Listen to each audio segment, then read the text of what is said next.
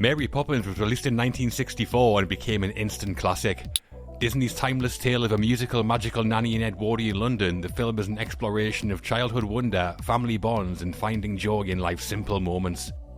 My name's John, and the dancing chimney sweeps with me are Westy. Close your mouth, please, Michael. We are not a codfish. And Matt. It's all me pals. Step in time. Step in time.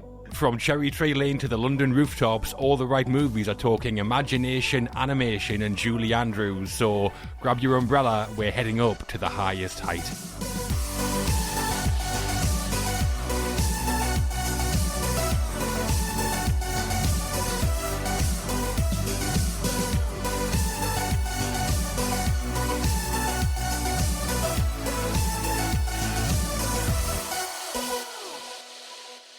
Hello and welcome to All the Right Movies. Practically perfect in every way is something we're not, but we are practically a podcast on classic and hit films. I was going to say that's absolutely correct, but yeah, carry on. Practically a podcast, not quite there. Yeah. This episode, it's bound to bring the magic, isn't it? Of course. I'd have thought so. Yeah. Walt Disney and Julie Andrews, Hollywood royalty, as we step in time with the Disney classic that is Mary Poppins. Before we float up to the ceiling, though, should we plug our practically perfect Patreon offering? Now you're talking. Let's do Yeah, that. because that is perfect. So if you're a regular listener to our ATRM Classic podcasts, you can help support what we do by becoming an ATRM patron.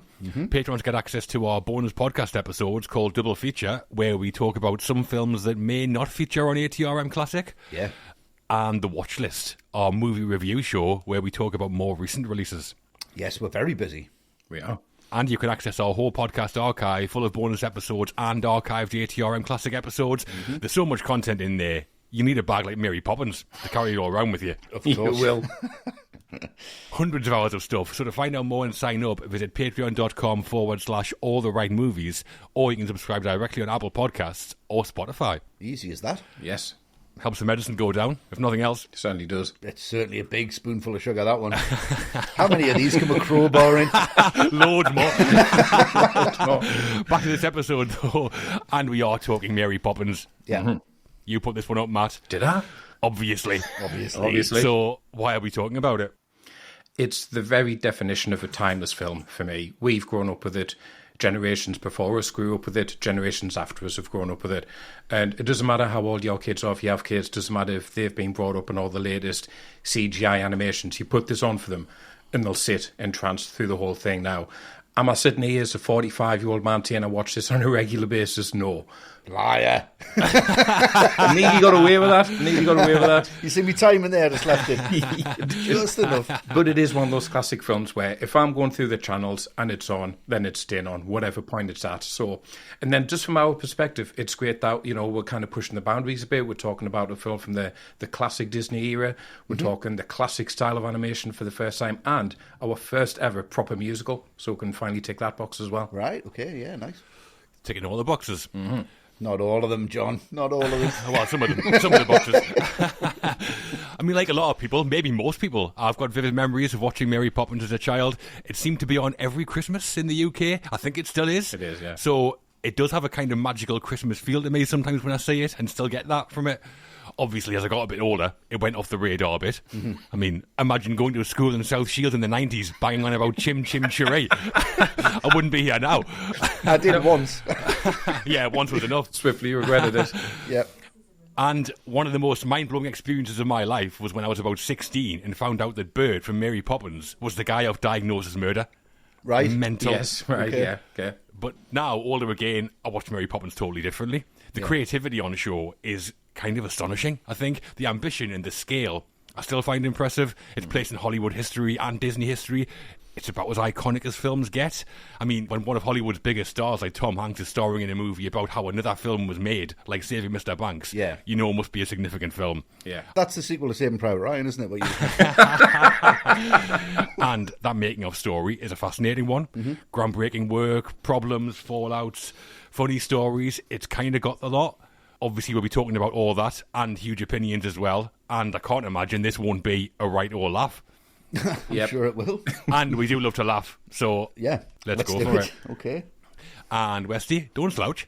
Mary Poppins for you? If any of us three are going to slouch and be a cynical person about this, I'm trying not to swear because it's Mary Poppins, so I'm trying to be... It feels wrong. I do love this film. I've always loved this film. It's got such a charm, and it's got such a warmth, and it's so inviting, and every time you're in it, you just think, I want to finish this, and then watch it again. It's just got a real sense of just adventure, and like you said, John, it just has this magic. I don't know, it just has this real warmth. Oh, yeah. It set my house on fire when I watched it. Did it? No, not quite. It's not that warm. But yeah, it's wonderful. It is wonderful. I'm looking forward to diving into it because there's a lot of behind-the-scenes things that I didn't realise, that I wasn't really aware of, because I don't think of it necessarily as a film. I just think of it as a memory, as a feeling. And when I started going, well, this is actually a film, and it has a DOP, and it has screenwriters, and it has people who've written this. Do you know what I mean? It doesn't make that kind of sense. So for me, yeah, it's a real magical film. It does stand the test of time, like Matt said. My kids loved it. I loved it when I was a kid. And whoever I show it to, it's impossible not to really fall in love with it. So yeah, it's a great, great film. So Mary Poppins was produced by Walt Disney Productions, distributed by Buena Vista Distribution, and released on August the 27th, 1964. Filmed entirely at the Walt Disney Studios in Burbank, California, the film was directed by Robert Stevenson, written by Bill Walsh and Don DeGrady, based on P.L. Travers' series of children's books, and stars Julie Andrews as Mary Poppins, Dick Van Dyke as Bert, David Tomlinson as Mr. Banks, and Glynis Johns as Mrs. Banks. Sister Suffragette. Indeed. That's it. Let's get ourselves to 17 Cherry Tree Lane then, should we? Let's do it. Let's go. The storm of brewing. It's London 1910 as we talk the beginning of Mary Poppins. The beginning. Mary Poppins carries us through the streets of London for almost 2.5 hours, but we're starting with the opening. The entrance of the titular nanny is coming, but we're beginning with some other key character introductions. We are. So the rooftops of London, then Cherry Tree Lanes, where we begin. We meet Bert, sweeping and singing his way through the city like a madman. Then the Banks family in a state of chaos. Their nannies just quit, their children are missing, and a strange wind is blowing in from the east. What do you make of Suffragette City, Matt? I mean, I love Suffragette City, absolutely. Not the song, yeah. Oh, it's a shame. When I was a kid, I actually never really liked the song, and I never understood the scene because I just want Mary Poppins to turn up, and I don't know why I'm watching the mother sing a song. But as an adult, it just makes a lot more sense because I think it is important to realise that these kids, they don't need a nanny because they've been abandoned or neglected. It's just the parents have prioritised other things and they've taken their eye off the ball. But those things are still important, or certainly Mrs. Banks's cause is that line in the song, our daughters' daughters will adore us. Yeah, they will actually, because obviously decades down the line, women's rights are absolutely worth fighting for. So I think it works well in contrast with what Mr. Banks is prioritising in his life, which we'll see in a bit, which is nowhere near as important. And one thing that I think has always been great, and I think she gets overshadowed a little bit in the cast, Glynis Johns is Mrs. Banks. I think she's really excellent in this. She's really funny. When she lifts her dress up mid-song and that servant just shrieks in horror, that's really funny. So yeah, it's a scene that as an adult I understand I enjoyed a lot more than I did as a kid. Yeah, everyone's blaming the kids, Jane and Michael, but it's the adults who need to have a word with themselves. Exactly. Katie Nana is way out of her depth. Good riddance to her. And then Ellen the maid's trying to tell Mrs. Banks that her kids have gone missing, and she's just prancing about, belting out Sister Suffragette. But something I love is the opening credits. I mean, I always like a classic Hollywood opening credit sequence, and this one's great. The matte paintings of the London skyline by Peter Allen Shaw, they still look stunning. The font over the top is perfect for the subject matter. Yellow too, so you like them, Westy. Yeah, I was just about to say. Take that one off. And then we end on Mary sitting in the clouds. Is that where she lives? Yeah, for now. How long should be there? It's fine. But then into the film, and there's loads to talk about, like, straight away. I love Bert shuffling about in his one-man band gear. Yeah. Great. Admiral Boom. What's going on with Admiral Boom? Who is he? Doesn't matter, does it? So random. Nothing in this film makes sense. Who's the guy with him? Where does he live? Who created this ship deck rooftop that they've got? It's insane. Master and Commander? What, exactly? Blonde ponytail? It's Peter Weir up there. And why is everyone fine with him randomly firing his cannon across London? It's insane. I do love it later on with his first mate, though, when they're washing his windows and they're sitting in like a lifeboat. Yeah. That's It's great. fantastic. And as character intros go, it's also well done, with the Banks family and Bert especially, and he's likeable straight away. Oh, amazing. Oh, yeah. Love the guy. Breaking the fourth wall, first thing he does. That's really really ballsy as well. It's like straight in. Oh, it's you. Yeah, then he knows who I am. Like when I was a kid, I'm like, Bert knows who I am. It's amazing. Yeah, it's great. And in this introduction to Bert playing as the one-man band, there's some references to the books in there as well. So the woman with the 2 tall daughters is called Mrs. Corrie, and in the book she runs the local sweet shop. Right. Right, yeah. Edwardian sweets. Break your teeth on those things. That's exactly right. Yeah, we've been introduced to Mrs. Banks. Let's meet Mr. Banks. I mean... He's a bit entitled, isn't he? Just a touch. Let's be honest. Sherry at 6:02.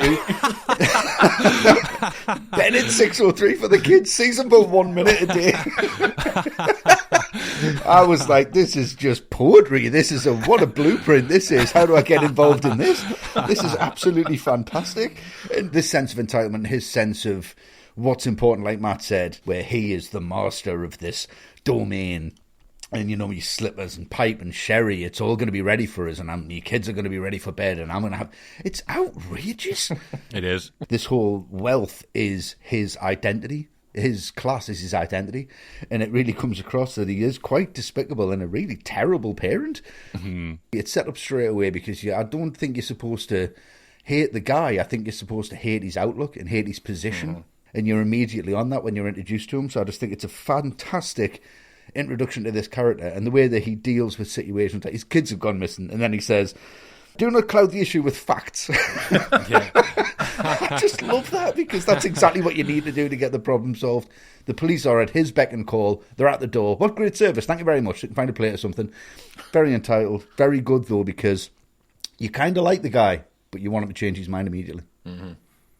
Yeah, you're right. I mean, I think Mr. and Mrs. Banks might be the worst parents in movies. They're an absolute disgrace. They are up there. Mr. Banks comes in, he finds out his kids are missing and just instantly calls the police. He can't be bothered to look for them himself.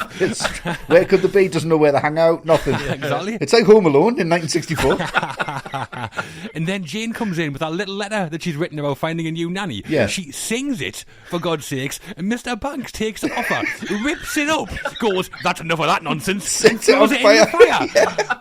The man's a monster. He is. Absolute monster. But it's actually quite refreshing, I think, watching a big mainstream film that isn't moving like a million miles an hour. Yeah. It allows the story to unfold with the plot around Jane and Michael going missing. And the fact this whole thing was shot indoors, which we'll talk about, that's crazy. Because the scale of it is huge from the start. It's great how he questions valuables as well, because the police says, "There's some valuables." He's like, "Valuables?" Yeah. It's like, your kids are valuable, Like, they are worth something. And he says, "Oh, that's not valuable. The bank's valuable. Money's valuable." He's called Mr. Banks for a reason. Exactly. Yeah, and I mentioned Glynis Johns, who plays Mrs. Banks.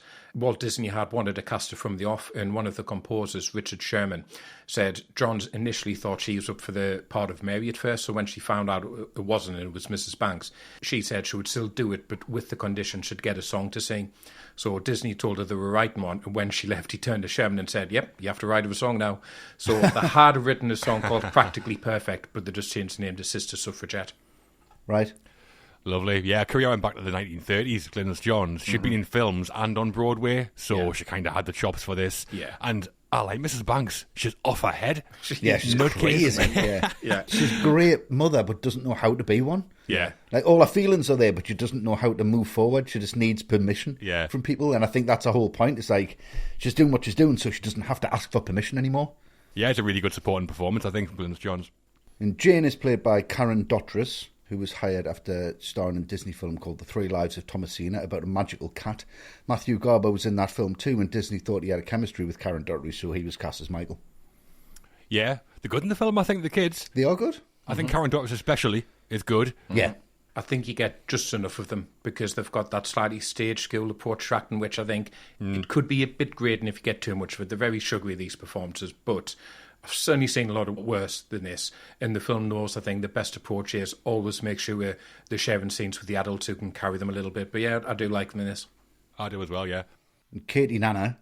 I always find that weird, Katie Nana. It's a weird thing to say, The nanny who leaves at the start was played by an actress called Elsa Lanchester. She's been nominated for 2 Oscars before this, and her most famous role was in 1935 when she played the Bride of Frankenstein. Yeah. Which I can see, because she is a bit dour, isn't she? Yeah. Quite terrifying. She's hot as the Bride of Frankenstein. Oh, is she? Or maybe that's just me. That's definitely just you, that, like. And the whole film was filmed indoors on sound stages at the Walt Disney Studio lot in California. Cherry Tree Lane and the park filled an entire sound stage by themselves and was surrounded by a 360-degree cyclorama, so the camera could be turned in any direction without ever breaking the illusion. Right, nice. Really cool, yeah. The art directors were called Carol Clark and William Tunkey, and what they did was they built the houses on Cherry Tree Lane in diminishing scale, which makes the street look a lot longer than it actually is. Oh, wow. Okay. Old-fashioned movie magic, yeah, Wow. which I can't get enough of. Right. And whenever I see that kind of crescent-shaped street in real life, it always reminds me of Mary Poppins and Cherry Tree Lane. There's one in Tynemouth. There is. Exactly. Always reminds me, yeah, same. I know exactly which one you mean, yeah. And that's our opening. Character intros, chaos at number 17, and a family in need of help. We've met the Banks and Bert. Time to meet our magical nanny, I think. Oh, yeah. The ad for a nanny goes up the chimney in pieces, the monster. But gets a swift response. A floating Mary Poppins arrives at number 17, tells Mr. Banks she's the new nanny, and then amazes Jane and Michael by turning nursery cleanup into a game of sing-songs and snapping fingers. Yeah. Westy, what would your height say on that tape measure, do you think? Oh, Loves Roger Dickens. yeah, fine. Fine. Fine. Well, how does Mary's intro go, do you think? It goes well. I mean, there's a bit of something or other taking the place on the board bow, isn't there? So, I mean, it looks great. This is wonderful, this moment. It's got real Wizard of Oz vibes for me. Just the whole flying away. It was great when I was a kid. I was just thinking, I would love this to happen. I love the way they set it up. So dour, all of these other nannies. They all look terrifying and just like, oh, God, I hope it's not her. I hope it's not her. I hope it's not her. Oh, it's all about the kids and their view of it. It's their point of view, and we're seeing it from their point of view. And again, it's like, is this really happening? Or are they just imagining this as they're watching it? Is this in their heads? Is the whole film's like that? Yeah. So if you don't like this bit, if you don't like people just floating away for no reason, don't watch Mary Poppins then. Because this is the tone of the film throughout. It's beautifully set up. It's absolutely magic. It's great when it happens. And I would have loved, personally, I would have loved to see Andrew get the gig. Every second Tuesday off. That's it. That's that Poppins, isn't it? Bro. And he's like, every Tuesday, yes. And Julie Andrews' delivery when she reads out Jane's ad and she's like, a cheery disposition, I am never cross. That is just perfect. I love it. I love that close-up as well where you see it's been torn up and it's been put back together. Yeah, It's at the end of Battle Feature, and they've totally ripped that off. Yeah.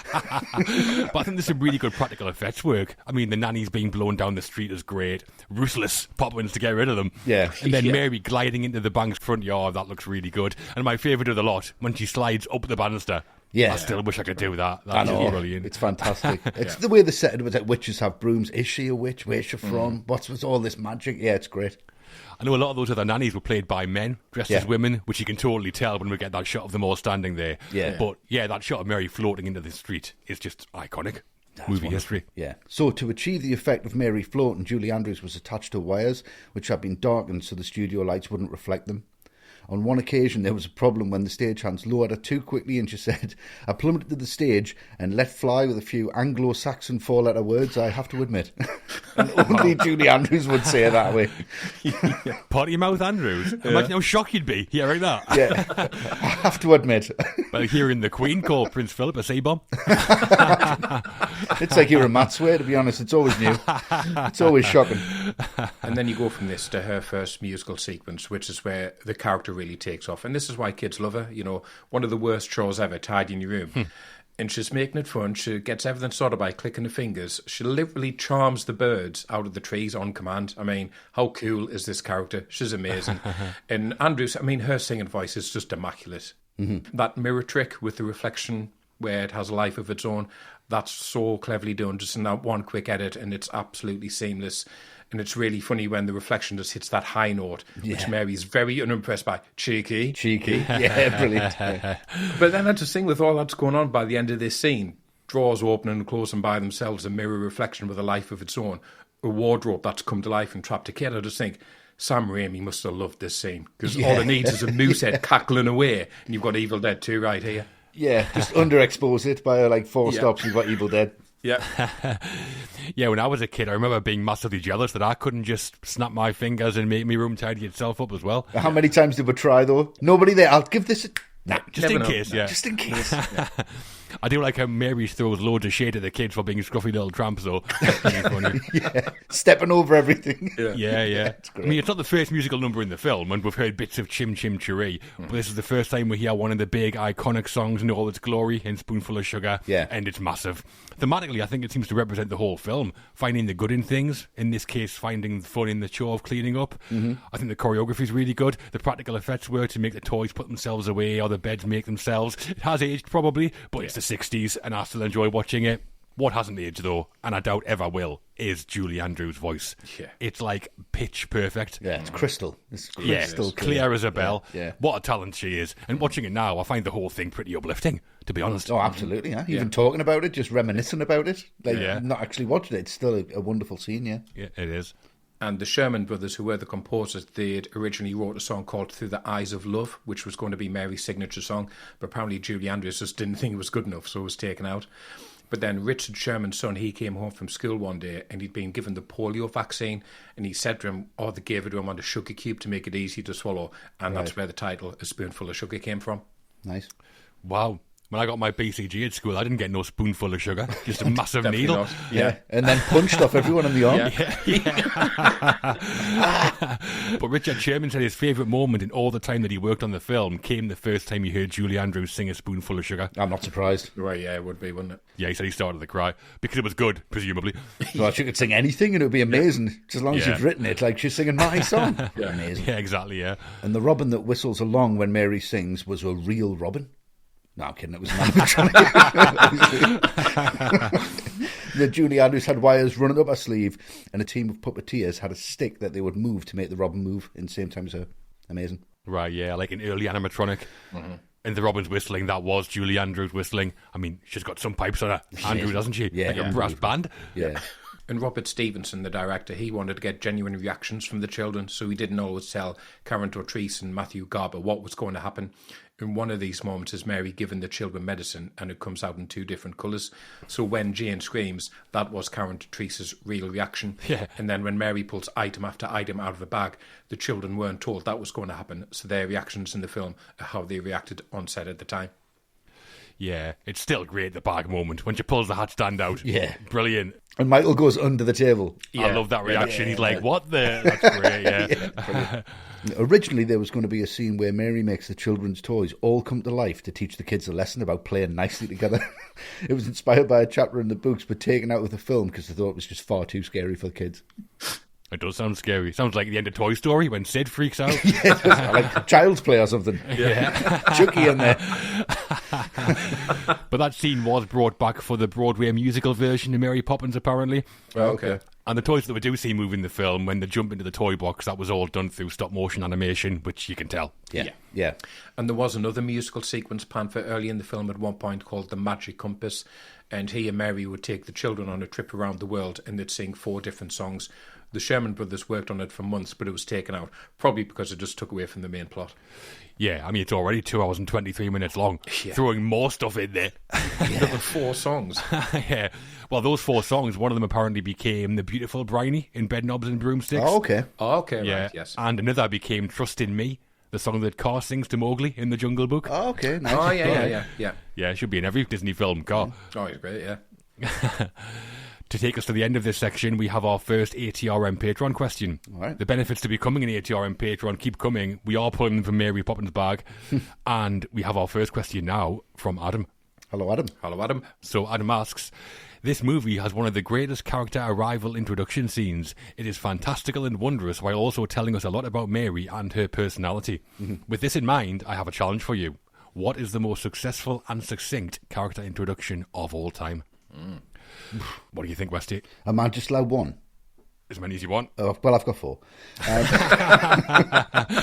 One that immediately sprung to mind in a very similar vein to this is Willy Wonka. Brilliant. In Charlie the Chocolate Factory. Yeah. I think that's beautifully done. Gene Wilder wouldn't have done that without that introduction.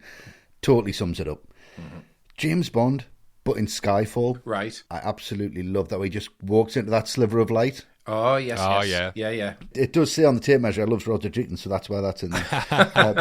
Hannibal Lecter, when he's just stood, his decision as well. I think that's an incredible introduction to that character. But my absolute favourite, it's always going to win. It's Indiana Jones and Raiders. Just that walk into the light, that snap of the whip every single time for me. Yeah. It is superb. I knew that one was coming from you, Westy. Yeah. Yeah. I mean, Mary's entrance here is iconic, like we said, parodied many times in history.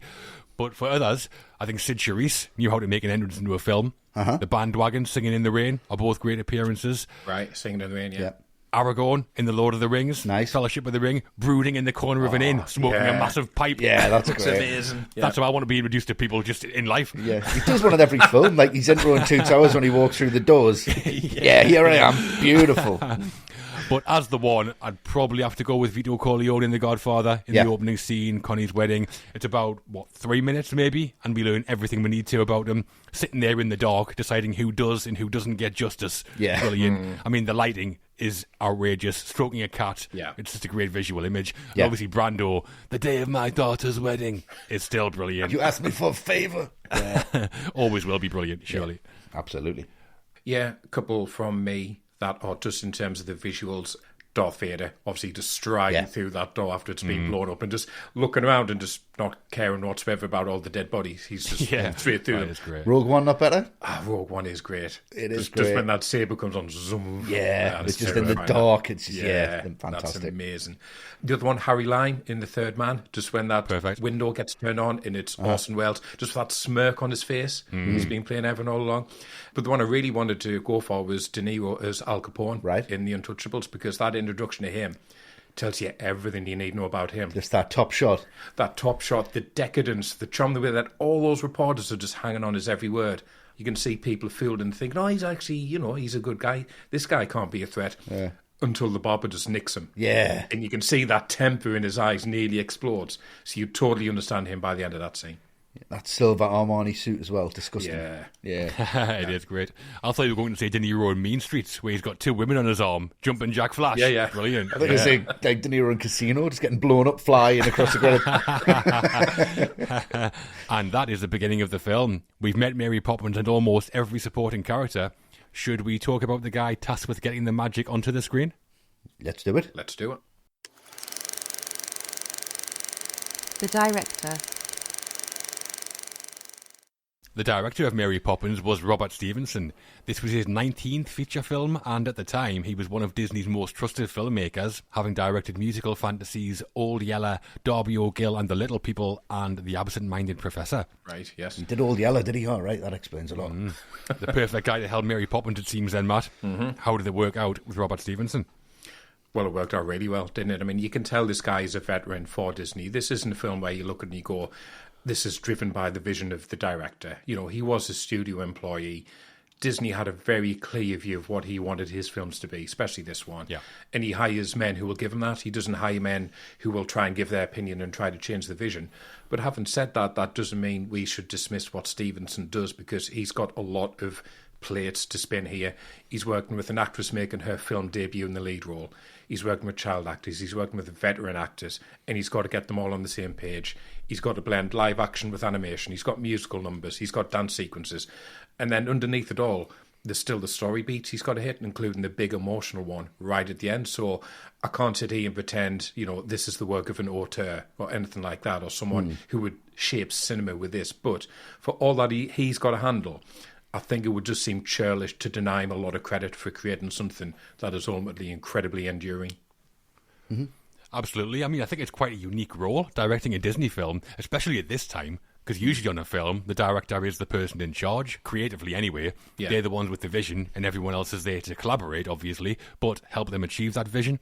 But on a Disney film in 1964, that wasn't the case. No. Walt Disney is the one with the vision, and everybody's there to achieve that, including the director. Yeah. So Robert Stevenson's there to handle the day-to-day details, the shoots, managing the cast, the schedules, working with the crew, and going by the end result of what we see on the screen, he did that pretty brilliantly. I mean, it's not just a straight children's story, not in Disney's hands anyway, based on classic books, obviously, but to just describe this as an adaptation, I think might do it a disservice. It's cinematic as hell. This insane blend of animation, special effects, live action, huge musical sequences. I mean, the technical achievements with the animation for the time were crazy. The songs are still massive. The performances are legendary. To say they knew how to use Julie Andrews in the film and nobody else ever had is an understatement. Yeah. And I mean, it is one hell of a cast and crew doing all that, but Stevenson's the guy pulling it all together. He clearly understood the brief from Disney inside out. He knows exactly what it needs to be. Massively ambitious. It's essentially aiming to be the best family musical ever made. And it kind of pulls it off. I got very close. Yeah. And visually, it still bounces off the screen. Emotionally, it's still all there. And Stevenson might not have had that vision, but he played a massive part in delivering it. Given what he was tasked to do, I think it's pretty faultless work from the director. Yeah, absolutely. As the captain of this ship, I mean, it's quite a ship. Yeah. It's quite a size, and you have to explain where you're going in the middle of the ocean. And not a lot of people are going to understand where you're going with this film. There's nothing like it since, and there wasn't much like it before, let's be honest. No. Very original in its tone, very original in what it's trying to pull off. And at the same time, it needs to cement the fact that it's a Disney film. It needs to have a Disney stamp on it. It needs to have a Disney identity to it. It does. And I think that's what Stevenson does. He brings that. Yeah. It's like he does an absolutely wonderful job. Not only does he maintain the tone of the film all the way through, not only does he pull everybody together, but he also sets the tone for every Disney film that comes after this. Yeah, It's great point. the blueprint. It's the benchmark. Bedknobs and Broomsticks was 71, right? How many films have just seen this and just went, oh, we'll take that bit from Mary Poppins and make that into a whole film? Yeah. You know, it's happened so many times. He addresses so many tones in this. There's so many different lighting setups for a start that it just boggles the mind. Like the bank setup compared to the bank's house, compared to the Cherry Tree Lane exterior is three completely different vibes all over the place. And it's hard light, and he's shooting on film, and he needs to make sure everyone knows that it makes sense, and needs to get really confident performances from every single person in front of the camera. And he does that. I think it's an incredible, incredible piece of work from a director. Solo point of view, he really sets the tone and does Walt Disney a huge, huge favour. Oh, absolutely, yeah. Yeah. So Robert Stevenson had already worked on Disney films before this, which got him the gig, trusted pair of hands. But he also had a background in studying mechanical sciences at Cambridge University, Right. which I guess must have helped him wrapping his head around the more technical aspects of the film. Yeah. That seems to show, I think, anyway, doesn't it? It gives him a bit more patience, more than I would have anyway. Yeah. But the story of how Disney brought Poppins to the big screen does start way before Robert Stevenson was involved. I think you're keen to tell that story, Matt. Oh, you wouldn't believe how keen I am. I gotta believe it. Look at his face. Yeah, Disney first became aware of Mary Poppins in 1938. That's because his children, Diane and Sharon, they had told him about it after reading the books. Right. And there were only two published at the time, so Disney wrote to the author, Pamela Lydon Travers, to inquire about the rights, but she wasn't keen on giving away creative control. Yeah, as far back as that. I wonder as well how much that had to do with The Wizard of Oz. Yeah. That would have been in production in 1938, and Disney would definitely have known about it. And I wonder if he thought, I wouldn't mind a bit of that. Yeah, bet, and she yeah. turned him down. Like, what? Well, Walt Disney wasn't the most subtle of men. He's probably just written going, I'm having this. Yeah. Yeah. He gets what he wants, doesn't he? Yeah, of course he does. And then watch from his hands. Then in 1944, Travers moved to New York from London to avoid the Blitz. And then Walt's brother Roy Disney, who co-founded the studio with him, went to see her again, and she told him, Mary Poppins is not a cartoon. Nice. There's a line in Saving Mr. Banks where P.L. Travers says to Walt Disney, I won't have her turned into one of your silly cartoons. Yeah. That line was apparently inspired by this meeting with Roy Disney. Right. Right. Yeah, he's Right. crushed when she says it in the film as well. Yeah. But there had been a US TV adaptation in 1949 when the anthology series Studio One aired an episode called Mary Poppins, and in that she was played by Mary Wicks, and that got Hollywood interested again. Right. Mary Wicks, you might know her as Sister Mary Lazarus from Sister Act and Sister Act 2 Back in the Oh, Habit. yeah. Oh, okay, yes. Right. Yeah. No magic in those. Smashers on the soundtrack, though. Oh, yeah. yeah. I disagree. They are both magic films. So then, after the TV version, Sam Goldwyn bought the movie rights and apparently was considering casting Katharine Hepburn to play Poppins. Right. But production stalled and then the rights expired. Yeah, apparently Maureen O'Hara spoke to Disney about playing Mary as well. Right. Wow. Even with big stars like that, pretty hard to imagine anybody else doing it now, I think. Yeah. And then Disney found out that the rights were available again in 1959 and went himself to Travers' home in London for tea. By this point, the book sales were beginning to decline and Travers agreed to sell Disney the rights with the condition she was given final script approval. Yeah, Yeah, apparently when they'd been discussing it in the 40s, Travers had asked for $10,000 for the rights, but then in 1959 she wanted $750,000 plus some of the back end, and Disney just agreed to it. Fair enough. Fine, yeah. No worries. But even then, P.L. Travers' involvement didn't end there. There's a few other good stories about her to come, which we'll get into as well. Yeah. For his work on Mary Poppins, Robert Stevenson was nominated for Best Director at the Oscars, and the film was nominated for Best Picture. Lost out to the same film for both. Do you know what it was? I think it was a My Fair Lady, because there's the whole thing about Julie Andrews didn't get that role, she got Poppins instead. It was My Fair Lady Best Picture. Get in. And George Cukor, Best Director. Go on, Matt. That isn't the last time we'll mention My Fair Lady either. No. So, missed out on the big directing prize maybe, but Robert Stevenson's work on Mary Poppins helped create what would become one of Disney's biggest classics. I think it's probably the biggest, to be honest. It's up there. It's up there. Yeah. The cast. Robert Stevenson was a trusted Disney figure at the time of Mary Poppins then, but the same isn't necessarily true of his actors. It's time for our three central players in the cast. That's Dick Van Dyke as Chimney Sweep Bert and David Tomlinson as the uptight George Banks. Where should we start, though, do you think? Well, where do you think? Yeah. So, Julie Andrews plays Mary Poppins, a magical nanny who blows into Cherry Tree Lane on the east wind. The story follows Mary through her arrival at the Banks household, her adventures with the children and Bert, then departing after bringing the family closer together. She's practically perfect in every way, apparently, Westy. Self-praise, no praise. But how was Julie Andrews playing Mary Poppins? I mean, I've done very well up to now. We're a little bit into the podcast, right? And I haven't got into it, but oh my God, she is perfect in every way, isn't she? She's fantastic. She's just an absolute dream. Yeah. She's just a vision on the screen. No matter what outfit she's in, it works. No matter what she's singing, no matter what her dialogue is. She's just wonderful. She's absolute magic on screen. She's one of the best characters realised by Julie Andrews. I'm confused about where Julie Andrews starts and Mary Poppins starts and where she ends, and I've no idea. I literally have no idea. She's personified this character to a Daniel Day-Lewis standard, to the point where she's just disappeared into this character. Yeah. She just owns it, absolutely owns the character. It's believable. Jumping into a chalk painting is believable that she's in that world. Don't fall over and break the painting. I believe that. I buy the entire universe. I buy it when she's got an animatronic robin on her finger. I buy it when she's talking to a parrot that's at the end of her umbrella and she's hitting its little note. No, that should not work. That should transport you somewhere else. But what she does, she just wraps her arms around you, pulls you into this universe, and it's just a hug from her, and it's a safe place. She's extraordinary in this film. It's one of the best character plays I think I've ever seen from anybody, and she'll always be remembered in this role. And she is, like you said, without sounding cliched, but it is practically perfect in every single way. Yeah, I think in the way that she's written, Mary's very much static. She doesn't have an arc. She changes everybody else around her. It's like the classic Christ-like archetype. And short of the big JC himself, I'm not sure there's a more famous version of that than Mary Poppins. Yeah, maybe. And Julie Andrews playing her, it is one of the most famous character-actor relationships we've ever seen, I think. I mean, not an easy thing to pull off, being both stern governess and charming songstress at the same time, but Andrews does it without breaking a sweat.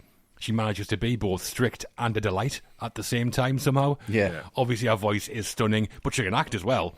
There's one or two moments where Mary's mask does slip slightly, like at the end you're seeing Westy when she's talking to her parrot umbrella pal about the children. And you can see the emotion without actually doing all that much. It's amazing. And what's insane is that she was a Broadway star, Julie Andrews, but she'd never been in a movie before.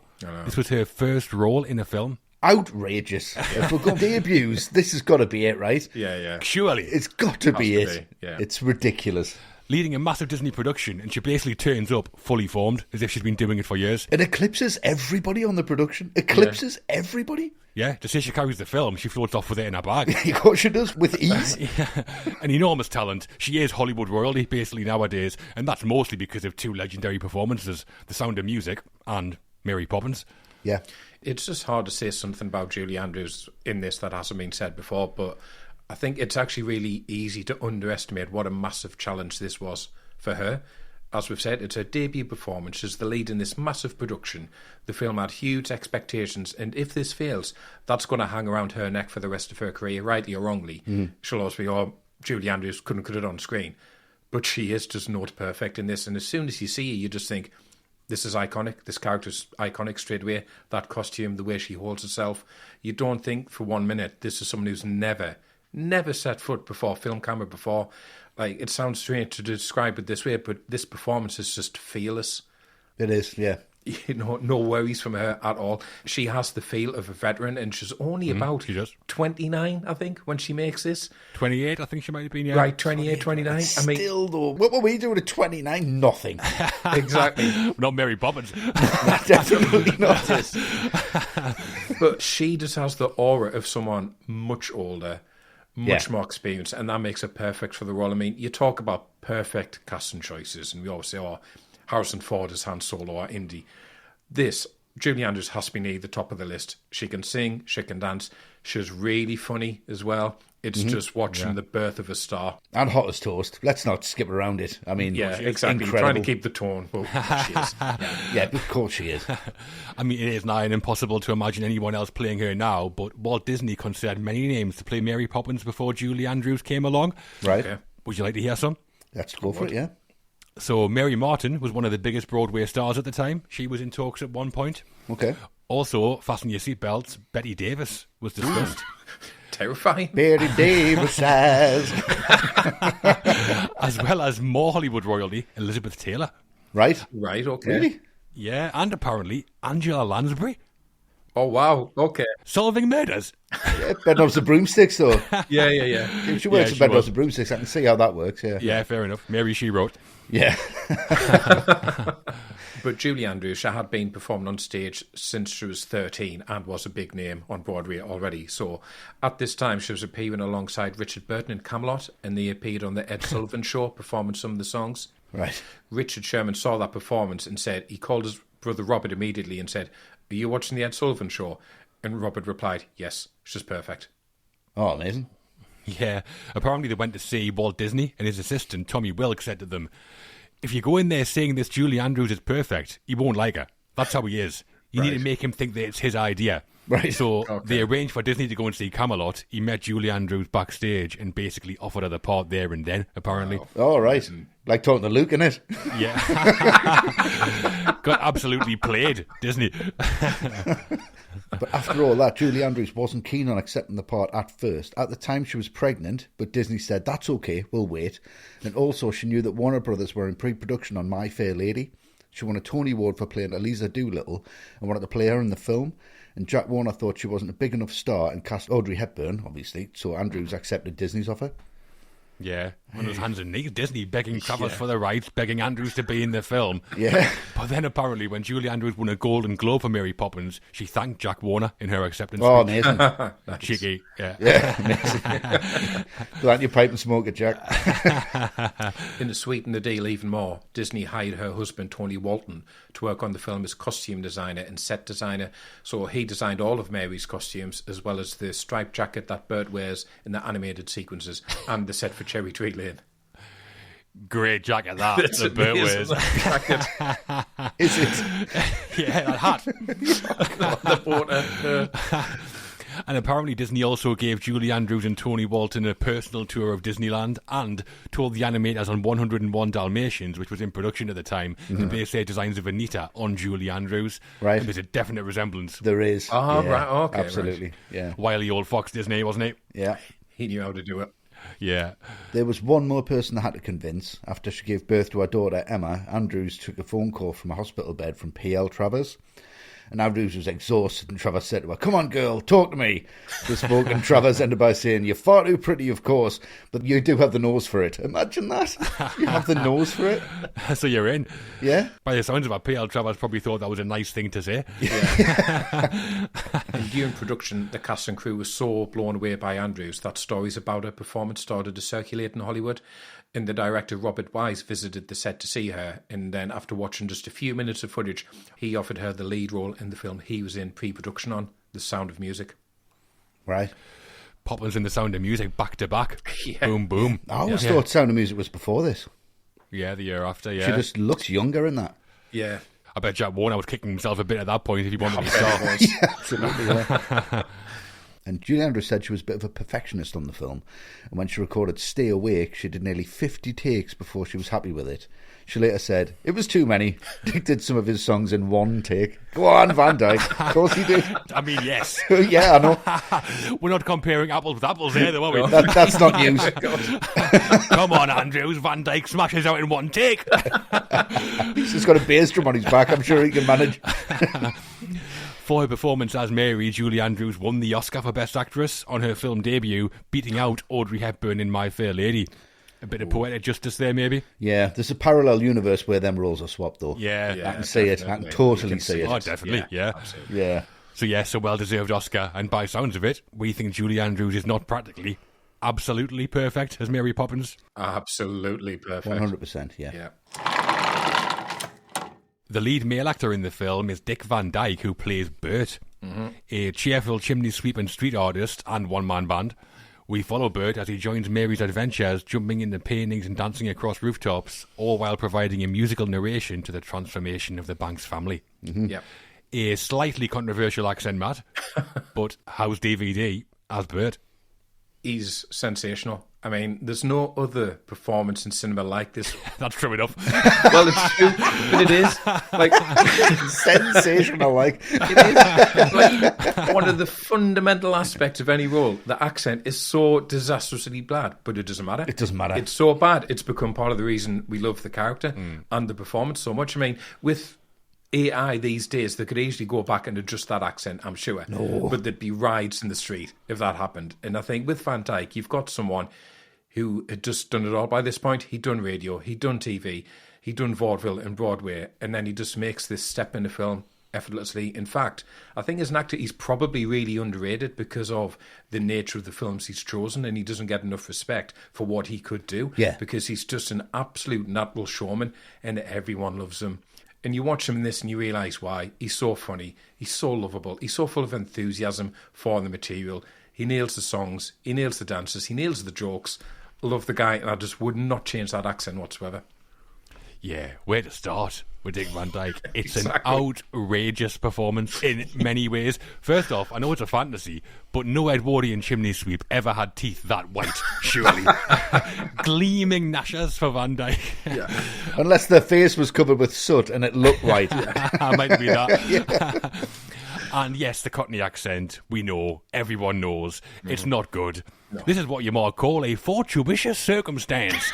And his dance moves, running on the spot every time. That's it. But how great is he, though? Bert. He's great. He's kind of the audience window into the world, the one that we relate to the most, probably. So we need to like him. And to say that the audience likes Dick Van Dyke and Mary Poppins is an understatement. Everyone loves him. How can you not? He's so warm, so enthusiastic about everything. Yeah. Always got a mischievous twinkle in his eye without ever being annoying. About as likeable a screen presence as he could get. Yeah. I mean, in terms of musical talent, Van Dyke should get blown away like those nannies sharing the screen with Andrews, but I don't think he does. Just charm. No, yeah. A charming fella, a charming performance, and I'm the same, Matt. I wouldn't change the accent for anything now. It's all part of it. It is. Yeah. I mean, I totally agree. If you don't love Dick Van Dyke, in general, what's the matter with you? Yeah. Why are you so fucking miserable? Just all right. Don't worry about it. He's so wonderful in this and so warm. And the bit that always gets me, you know, when they run away from the bank and they run into him. Oh, yeah. And the whole world's dark and horrible and cold and nasty.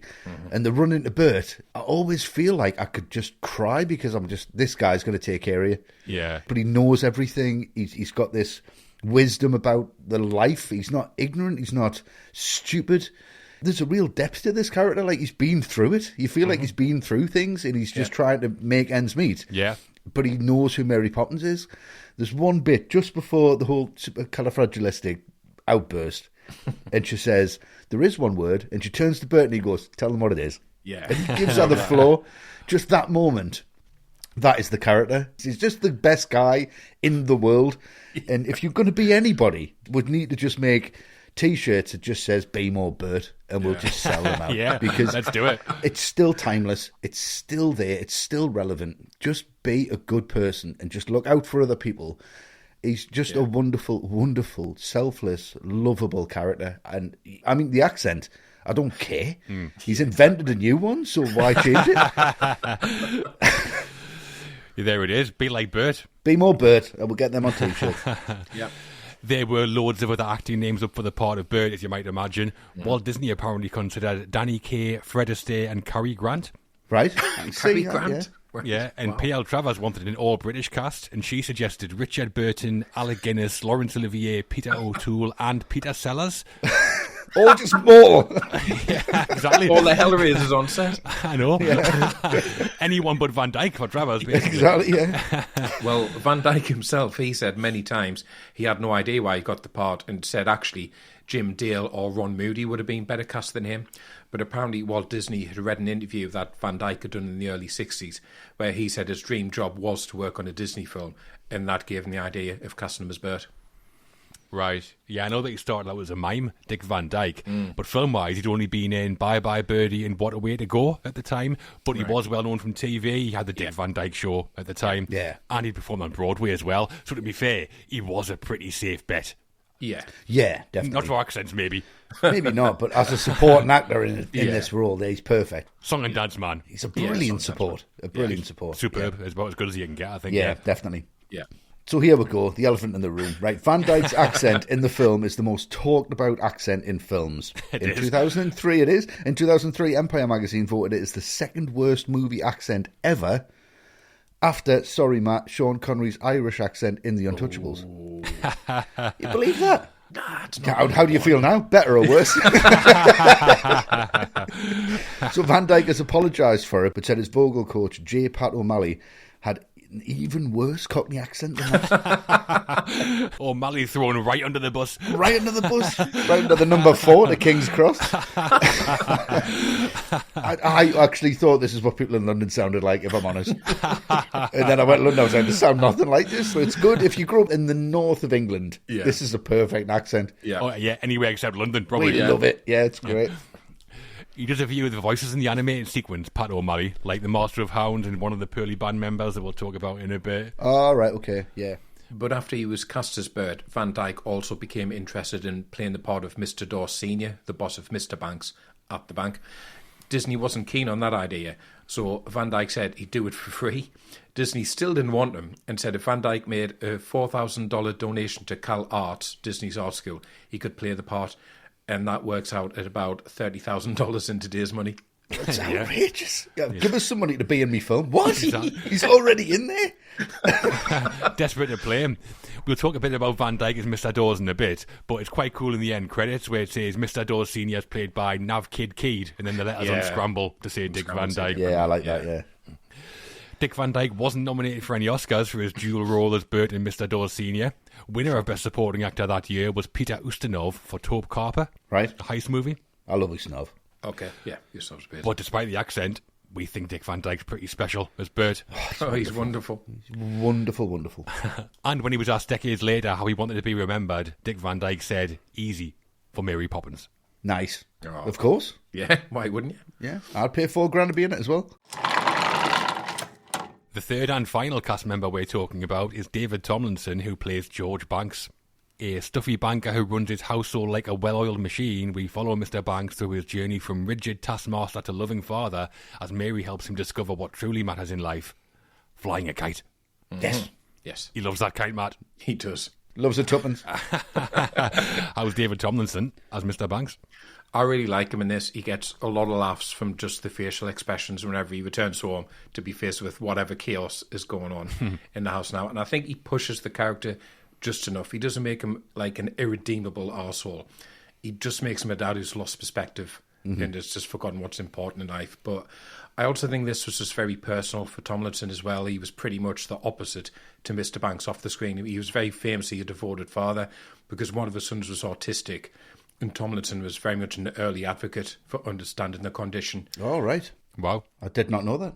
Yeah, which considering you talk in the 50s and 60s, like I shudder to think how people with autism were labelled back then. That's a really hard push, isn't it? It is a really hard push, but he stood up and he pushed for better treatment. And I think that notion of therefore playing a father who's away from his children and the guilt he would feel over that, I think that really feeds in the performance.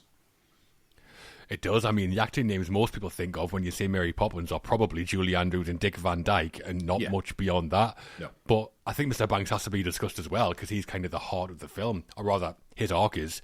Starts as a time is money bank guy who hates his kids, absolute monster at the start, but then by the end he's like best dad in the world. If anything, he's gone too far the other way. Chill out with that kite. But I think one of the themes of the film is about striking the work-life balance. It's touched on with a spoonful of sugar, like we talked about, and then really explore with Mr. Banks. That's the thing that he learns how to do, basically. And I think Tomlinson plays it all really well. He nails the stuffiness at the start without ever making Mr. Banks unlikable. And he portrays the arc quite subtly, I think. Little moments of confusion with Mary, little flashes of vulnerability here and there, until he basically has like a nervous breakdown at the end. And when he starts to laugh at the wooden leg joke, it is like he's kind of rediscovering his humanity a bit. He doesn't get huge recognition for it, maybe, but I think David Tomlinson does a great job portraying all that in the film, and that's a key part of its heart, so he's essential to it. Yeah, I mean, like I said at the start, with his opening sequence, I think he creates a character that is very misunderstood, and we understand that he's misunderstood. And that's very hard to pull off, to be obnoxious, entitled, and lovable at the same time. And I think that's what Tomlinson brings to this, and I love that. I love that about him, and I love that he's prepared to do that, and there's this innocence he always brings to his characters, and there's this real depth he always brings, and a real vulnerability that he brings to his characters, because he knows he's playing something that's going to be judged immediately because of his outlook, but you get to change that. You get to love this guy at the end of it, and that's a really hard arc. I think he's got the hardest arc in the film. He definitely has. It's his fault that all of this is happening, and you've got Mrs. Banks, so you kind of go, well, at least her priorities are for trying to do something good.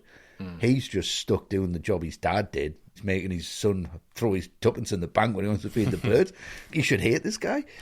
But Tomlinson absolutely delivers for me. Just his face and just that tash reminds me of being a kid.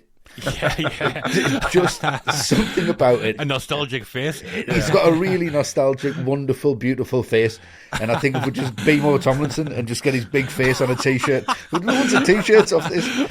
Be more Andrews, be more Tomlinson, be more Burt. I mean, everything works. It just works, doesn't it? I mean, everybody knows the roles and everybody plays it, but nobody better than Julie Andrews, which was spoken about. Nobody second better than Dick Van Dyke, which was spoken about. But coming up at third, he just nearly pips it.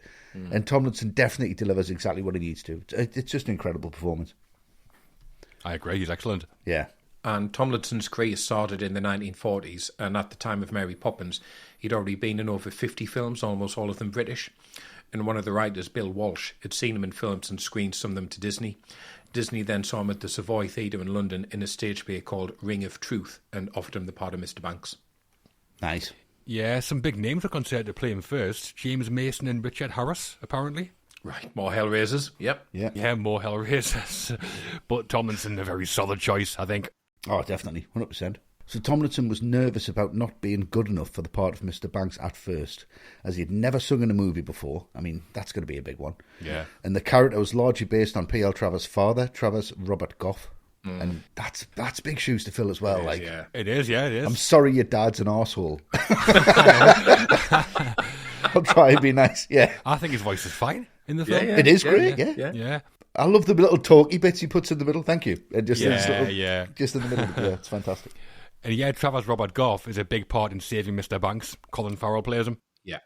Big drinker, so maybe Richard Harris could have been in there. Maybe. Again, no Academy recognition for David Tomlinson, but a very good performance for us, career-defining, and a little underappreciated, maybe? I think so, but I mean, he's under the shadow of them two guys. What are you going to do? Yeah, what can you do? He does as much as he can. It works for me. So that is the main cast. We've talked about Julie Andrews as Mary Poppins and our two leading men in Dick Van Dyke and David Tomlinson, and three performances that have captivated audiences for generations, would you say? Certainly have. Definitely us, yeah.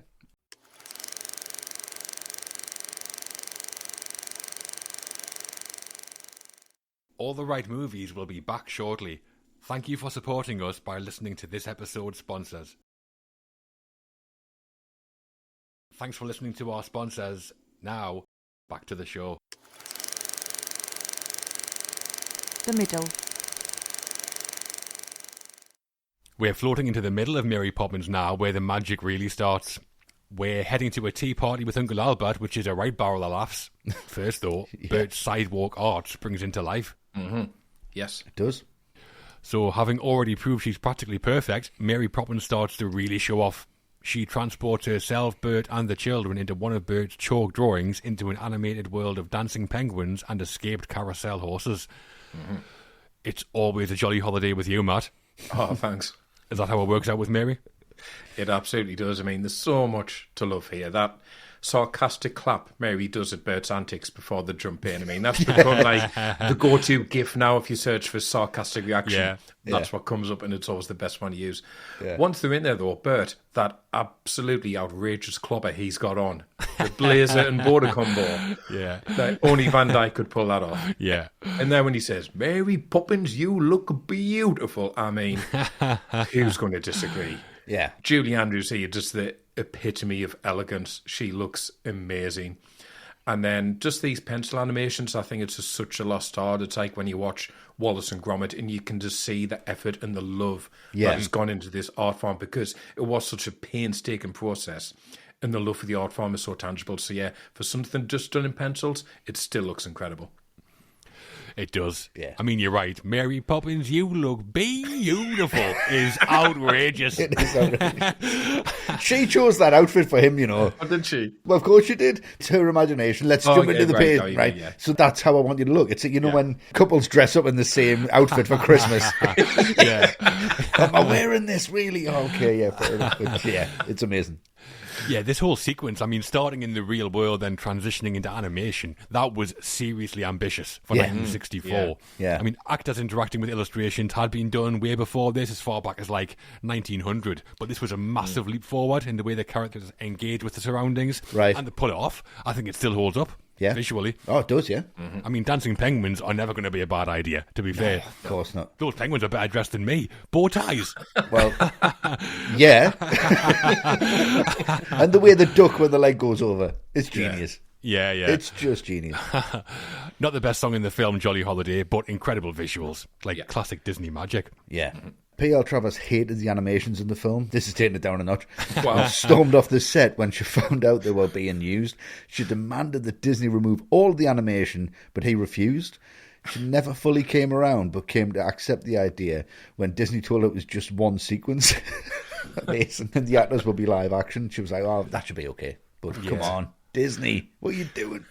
I mean, they had 5 of the 9 old men working on this, the legendary Disney animation team. Yeah. I mean, I get it. Losing creative control over the thing you've made is terrible, but there's exceptions. And Walt Disney coming to you saying, we're getting the guys who did Snow White, Pinocchio, Dumbo, all the classics, we're getting them in. We're getting the Sherman Brothers in to write the music, one of the biggest stars in Broadway in the lead. I mean, my sympathy kind of runs out for P.L. Travers. Yeah, P.L. Travers is like, no, I want it to be miserable. I want it to be like 7. Yeah, I don't want any of that. I mean, I get along with P.L. Travers absolutely fine, if I'm honest with you. Yeah, I'm going to go for the bit just after this, and they come off the carousel, and just the most adorable cartoon character in the history of film for me, this fox. This guy, Oh, he's great. He's amazing. He's just like, oh, View-to-Loo? What's going on? He's just having a great time. He's having a great day. And this is always reinforced. I mean, I'm not ever going to advocate what they're doing, fox hunting. I'm not going to get into anything political on the podcast, but to me, it's still abhorrent then. And if your heroes are saving them, and that's what you're always going to look at. You're always going to look at these guys, and that's the right thing to do. It's just a great, great moment where Bert's just like, no, let's go and give him a hand. We can do anything. It's a fantasy world. I love the idea that let's not make it a fantasy world. Nothing makes me happier than seeing that fox sitting there with a toffee apple. Brilliant. And he's just having a great time. Love the sequence. Love this bit. I love everything building up to it. I love the whole chalk painting bit, to be honest. It's just absolute magic. It is. It's always a treat seeing the classic hand-drawn Disney animation style. I mean, yeah, I doubt Disney will be animating a fox hunt nowadays, but at least the fox gets away, starts chinning the dogs. Yeah, it's brilliant. Love it. Come on, I'll have it. Yeah. Andrews looks good in keeping her like perfect posture while the carousel horse is jumping over hedges. Yeah. But I do think it taps into the themes of the film as well. We've got these like stuffy English countryside types on horseback being outrun by Bert on the carousel horse. Yeah. A bit of a poor getting one over on the rich thing, which I'm all for. Yeah, Absolutely. of course. Yeah. I love the detail in the animation, like when Bert grinds his carousel horse, which is a real prop, to a halt, and it skids along the cartoon grass like rips the turf up as it goes. Yeah. It does, yeah. Whole Yeah. thing's just a joy. It's when they jump over and then the kids' horses jump over and then it extends the whole thing in the ground. It's fantastic. It's really good. Always great seeing Disney do what they do best, basically. Yeah. Yeah. And then you go from this to just one of the absolute most iconic songs in the film. But before it starts, like, Julie Andrews is so good in this, she even has chemistry with those animated reporters talking to her. she does, yeah. When one of them points out her extreme good looks and she just gets all bashful. She's like, oh, well, you wouldn't say that, would you?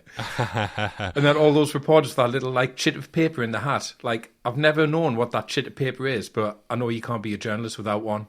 I think it was the old-fashioned press pass, and it was the only way that you could see it, was putting it into the bind of your hat. Right, okay. But then it's such an iconic song, not just from this film, but from any musical. And you know this is going to be an absolute banger because the build-up, when she says there is a word to describe her feelings. Am I right, Bert? Tell him what it is. Yeah, I love that. And then when she just goes, it's... And how Andrews just delivers that word flawlessly, forwards and then backwards. I've no idea how she does that. Yeah. And then Bert joins in the routine with the umbrellas. I mean, it's just pure joy. And I think the reason you love this as a kid, you're watching adults being silly, you're watching adults being big kids, and it's just so infectious to watch. Yeah. Of course it is. Can you say it backwards, Matt, like Mary? Absolutely Oh. not a chance. But imagine being off your lips watching this. It would blow your head off.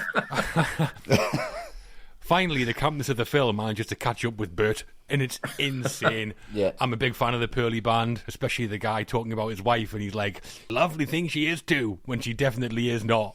No. But And them. a crazy word to just invent for a film, although somehow everyone now knows it as well. Yeah. And I like it when they get back to the Banks house and everyone's in there. Jane and Michael are singing it with Ellen and the cook, and it starts to send Mr. Banks over the edge. He's like, stop! Yeah. Sick of Mary's shit. But maybe the most famous sequence in one of the most famous films. I mean, it's legendary.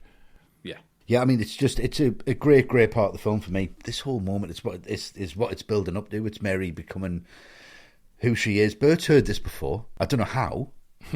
But it's never questioned. We never go, No. what is their backstory, actually? Like, how do these guys know each other? But he knows... I have no idea. He knows quite a lot about what she's going to do, when she's going to do it.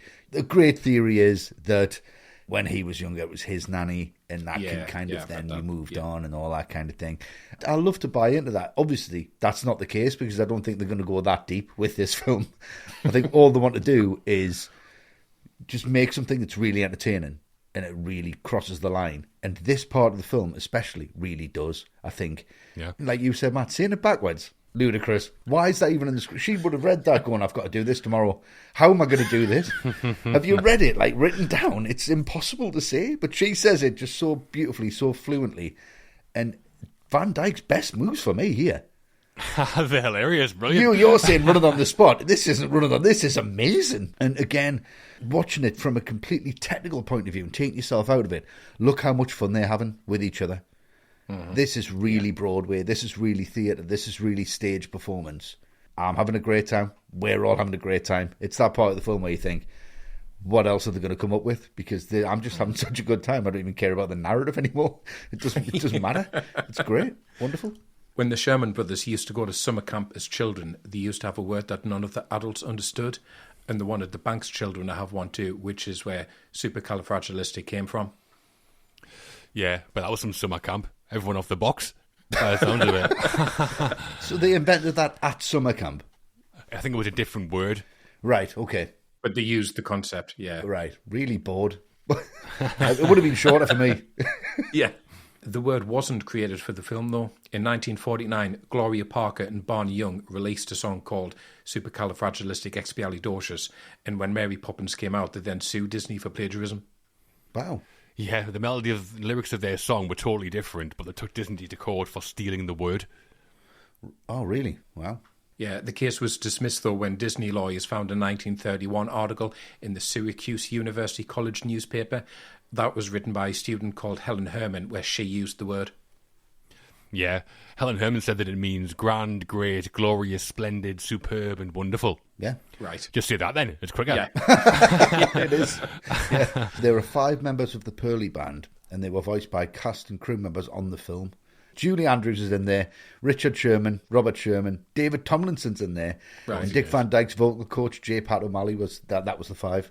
Wonderful. 5-star. I've seen that band every single Sunday in any local boozer around here. It's familiar.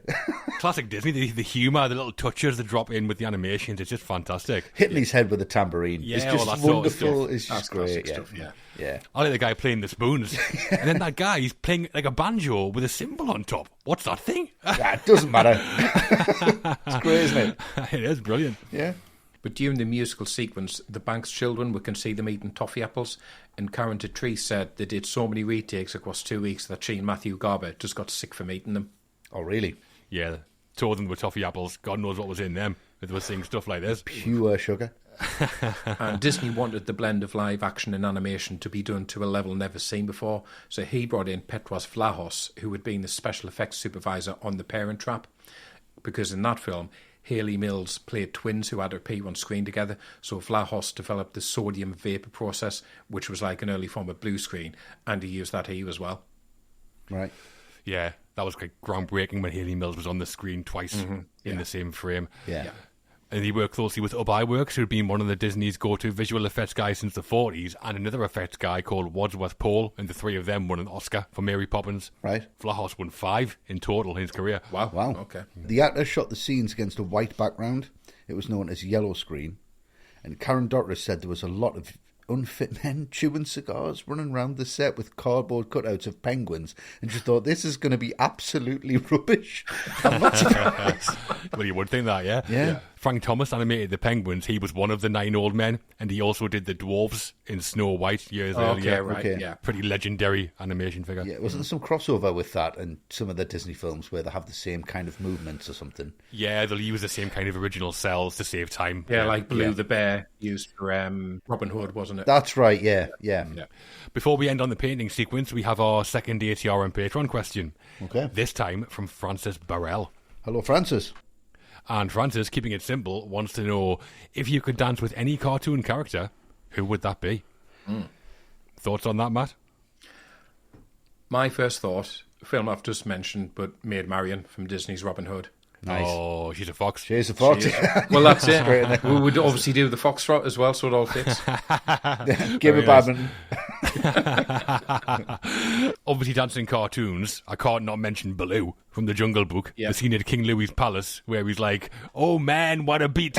I'm gone." Yeah. Absolute legend. Yeah. But who I would dance with, I'll keep it short. 3 answers: Jessica Rabbit, Yeah. Daphne off Scooby Doo, the Caramel Bunny. Right. Easy Nice. as that. All right. I've got 3 as well. There may be a crossover. Jessica Rabbit, Betty Boop, and Velma from Scooby-Doo.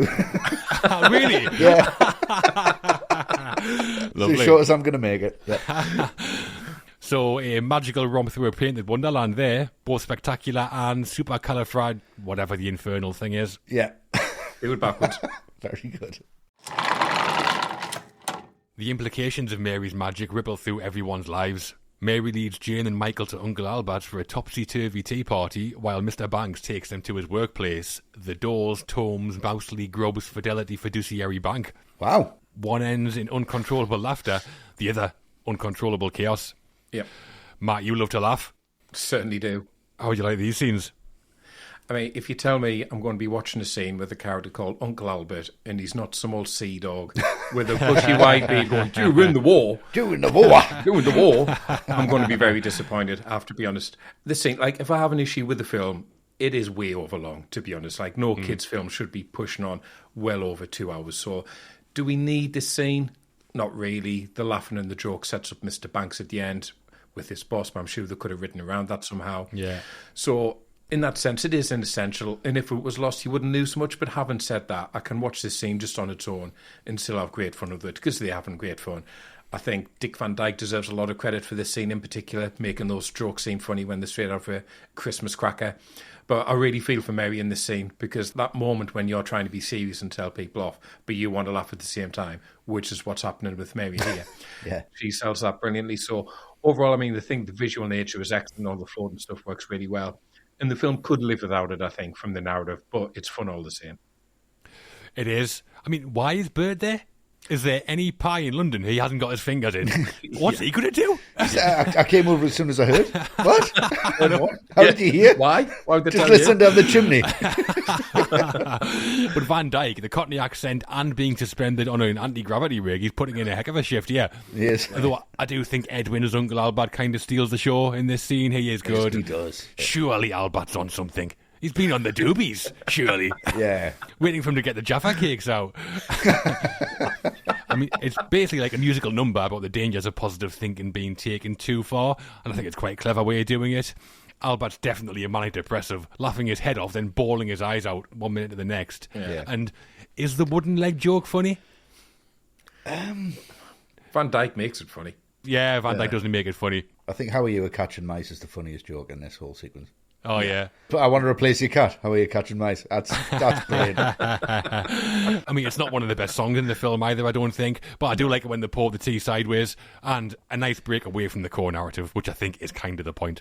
Yeah. Yeah. And Edwin, who we've agreed is wonderful, was a stage and radio comedian and already had a connection with Disney. He'd voiced the Mad Hatter in Alice in Wonderland, which you can totally tell. He's wonderful in that. Yeah. And played the Toy Maker in Babes in Toyland. And he was the only person Walt Disney ever wanted as part of Albert. And Robert Stevenson gave him free rein to just improvise to whatever he wanted. Yeah, I think you can tell he improvises quite a bit. Yeah, I think you can tell from Van Dyke's reactions. Yeah. He doesn't quite know what's coming next. Yeah. Well, yeah, I imagine Van Dyke's a pretty good improviser as well. Yeah, exactly. I think they would have had a whale of a time. There must be some outtakes we need to see. Oh, I bet there was. There must be something. Yeah, I need to see them. They'd be amazing. Well, Uncle Albert's in the first Mary Poppins book, so this is pretty much taken straight from that. Right. Apparently, though, Uncle Albert was written in the script as having a Viennese accent, but when Wynne turned up on the set, he didn't even attempt it, and nobody ever mentioned it. Viennese? Yeah, too Right. Very story. specific. Yeah. And to achieve the floating effect, as well as having the actors suspended on wires, they also built 4 different sets of Uncle Albert's home. There was the normal set, then a replica of that set turned on its side, another one that was upside down, and then another that was truncated where the floor was closer to the ceiling, and that was overseen by the previously mentioned Tony Walton, Julie Andrews' husband. Right. Yeah, I think it's pretty clever how they shoot it as well. Whenever we have a wide shot where the cast are suspended on wires, we always cut to a close-up of them around the table as the next shot. Yeah. And those shots are filmed on the ground on like a gimbal, so the table moved. So we never Right. see too much of the effects for too long, which is quite clever. Yeah. And Matthew Garber had a fear of heights, and he didn't like shooting the moment when they're suspended on the ceiling. So a crew member paid him 10 cents every time they did a take where he was suspended from the wires. He knew what he was doing. Yeah. Right, little diva. Oh, I'm really scared of this. Yeah. Yeah, Mariah Carey. All right, that's scary. And then after this, you get this really melancholic moment that balances out the sugar a little bit with Feed the Birds. And it doesn't go OTT, but I think it's just that little lesson for the kids. You know, Yeah. there's people out there who do struggle and they don't have what you have. So just bear that in mind and show a bit of kindness and generosity to anyone. And also lyrically, I've always felt it just feels very Paul McCartney to me. It's very Penny Lane. It's got observational Oh, yeah. nature Nice, to the lyrics. yeah. And we all know Macca loves a vaudeville song. So it wouldn't surprise me if he loved this as well. Oh, not at all. Yeah, she was played by Jane Darwell, the bird lady. She'd won an Oscar for The Grapes of Wrath in 1940. That's right, yeah. And Disney visited her home personally to get her out of semi-retirement to play the part. Wow. Harassing everyone. Yeah. What do I have to do, Walt? Nothing really. Exactly. Okay, I'll do it. And surely the inspiration for the bird lady in Home Alone 2. Oh, definitely. Oh, definitely. 100%. Same character, yeah. The one that looks like Piers Morgan. Piers Morgan. Yeah, I was gonna say. And Feed the Birds was apparently Walt Disney's favourite song. Robert Sherman said that on a Friday afternoon, he'd sometimes get a call from Disney asking him to go to his office and play him the song. And when he was finished, he'd always say, "That'll do." And sometimes he'd cry. Yeah, in 2001, on what would have been Walt Disney's 100th birthday, I guess, there was a celebration at Disneyland. Yeah. And Robert Sherman played Feed He the plays it Birds. live. I've seen that, yeah. It's For a great. Disney right. statue, yeah. It is a nice song, to be fair. Yeah. Yes, yeah. Yeah, It's about 4 octaves lower. yeah. At least. Yeah, he's a bit older at that point. Yeah, it is, yeah. In the snow globe that Mary holds when she sings the song, that was thought lost after filming. But in 1970, a Disney archivist called Dave Smith found it in a janitor's closet in the Disney studio. Wow. He asked the head janitor, Roy Geiser, where he got it, and he said he just found it in the trash but liked it and didn't want to throw it out. A likely story. Poppins artifact. I'm having that. Just found it in the trash. Yeah. Oops. Exactly. Yeah. And I'm going to go into... I really dislike this sequence. In the bank. Obvious reasons. Yeah. It shows George Banks for who he really is. And he's very, very weak when he takes the kids to his job. It should be really over the moon with this. It should be showing off and everyone should be fussing the children, but it's not about them. It's about this piece of money that Michael's got and where's that going to go. He wants to feed the birds. He wants to do something charitable. He wants to do something good.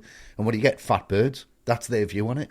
Yeah. You know, and it paints a beautiful picture and a really somber picture, and one that, unfortunately, I mean, this is 1964, right? This is still relevant right now. Of course. Yeah. This is still going on right now. If you go into this kind of establishment, they're going to say, do this, invest in this, and you'll get this, and you'll get that, and that's important, and that's important.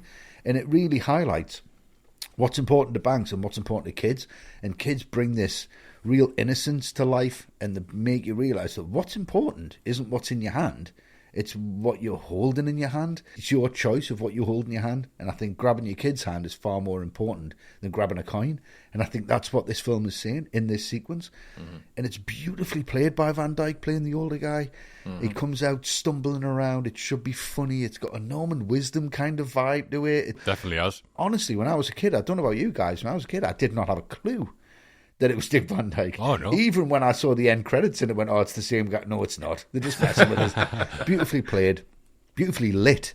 This is somber, and it's a somber tone, and the music matches, and it matches the visuals, and everything works.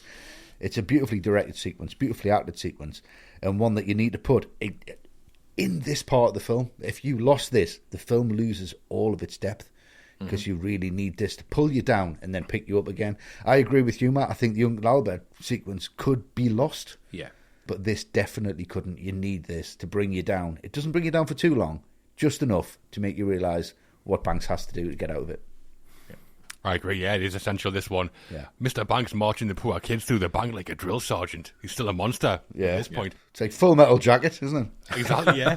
And the bank has like a pack of wolves around Michael over his tuppence. Outrageous. They've got him like pinned up against the wall. Yeah. But I mean, that's the idea, isn't it? Choose money over like joie de vivre and you end up like these guys. Yeah. It would probably be a bit scarier if it wasn't for Van Dyke as Mr. Dawes. Exactly. The accent issues seem to vanish when he's playing the old fella.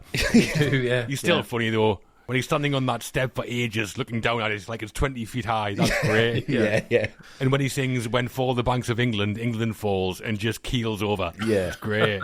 Yeah. And kind of unnerving how much he looks like Dick Van Dyke did when he got older. It's kind of uncanny. Yeah. It is. Again, like Biff. Yeah. Again, another Back to the Future reference. Yeah. How much is Back to the Future a rip-off of Mary Poppins? So we're getting into something here. And that moment where Mr. Dawes has trouble getting down the step wasn't actually in the script. Apparently, when Van Dyke was doing a makeup test, he was entertaining the crew just by doing some of his old mime routines, one of which was getting down from a step. Disney saw this footage and then asked him to put that in the film. Yeah. Climbing through a window. You should have got that in. Get trapped in a phone box. And again, the children were kept in the dark. They weren't told that it was Dick Van Dyke under the makeup. Right. Ah, right. And Karen Daughter said she thought he was just some horrible old man who turned up one day. Oh, really? You would do, yeah. And we're through the second act. A gravity-defying tea party and tumultuous trip to the bank. Very different, but very Disney. Very Oh, Disney. yeah. It's pinnacle Disney. The Crew. Mary Poppins is a magical movie, as we've been talking about, and there was some team working behind the scenes to make it all possible. We're going to be talking the Sherman Brothers, who composed the music, and Edward Coleman as director of photography. But first, let's talk about the writing, should we? Let's do it. So the folks who brought P.L. Travers' books to the screen were Bill Walsh and Don DeGrady. Walsh was one of Walt's go-to writers, having penned 5 Disney films, including The Absent-Minded Professor, and DeGrady had been with Disney since the 1940s and had writing credits on Lady and the Tramp and Sleeping Beauty. Right. Right. A pretty unenviable task, Westy, adapting beloved novels from page to screen. But how did Bill Walsh and Don DeGrady do? Yeah, I mean, I think they did wonderful. I mean, I've not read the books. I don't know a lot about the source material, but I think what they did was make it very Disneyfied. I mean, they are part of a crew. They're part of a team. And Walt Disney's like, turn this into a Disney film. And they definitely do that. And I mean, there must have been some moments where they're sitting going, shall we put this in? Yeah. Does this make any sense whatsoever? And they think they would have had a lot more fun than they would have had any more kind of worries about this script. There's a lot to play with here. And they do play with a lot. Like we've said, there's very relevant themes. And it's always going to be evergreen, I think, what they're trying to talk about. You know, family values, the importance of children and having an imagination and having magic and having something that's not rooted in reality and that escapism. And they do capture all that in the script, I think. It's all explored without punching you in the face. You know, it's got a very light touch, a very light tone. Oh, yeah. And it is there. If you read this, you would have been very, very, very excited about the screenplay. Yeah, writing-wise, I mean, it's a great concept and world, I think, created by P.L. Travers and the character of Mary Poppins, a magical nanny who floats in, improves everyone's lives, then floats away. It's a great idea for a children's story. Yeah. And that's really well realised on the screen. I would say that's based largely on the songs, the cast, animations, the production design, Disney's vision. I'm not sure I'd put Bill Walsh and Don DeGrady's writing up there with all of that, but it does exactly what it needs to.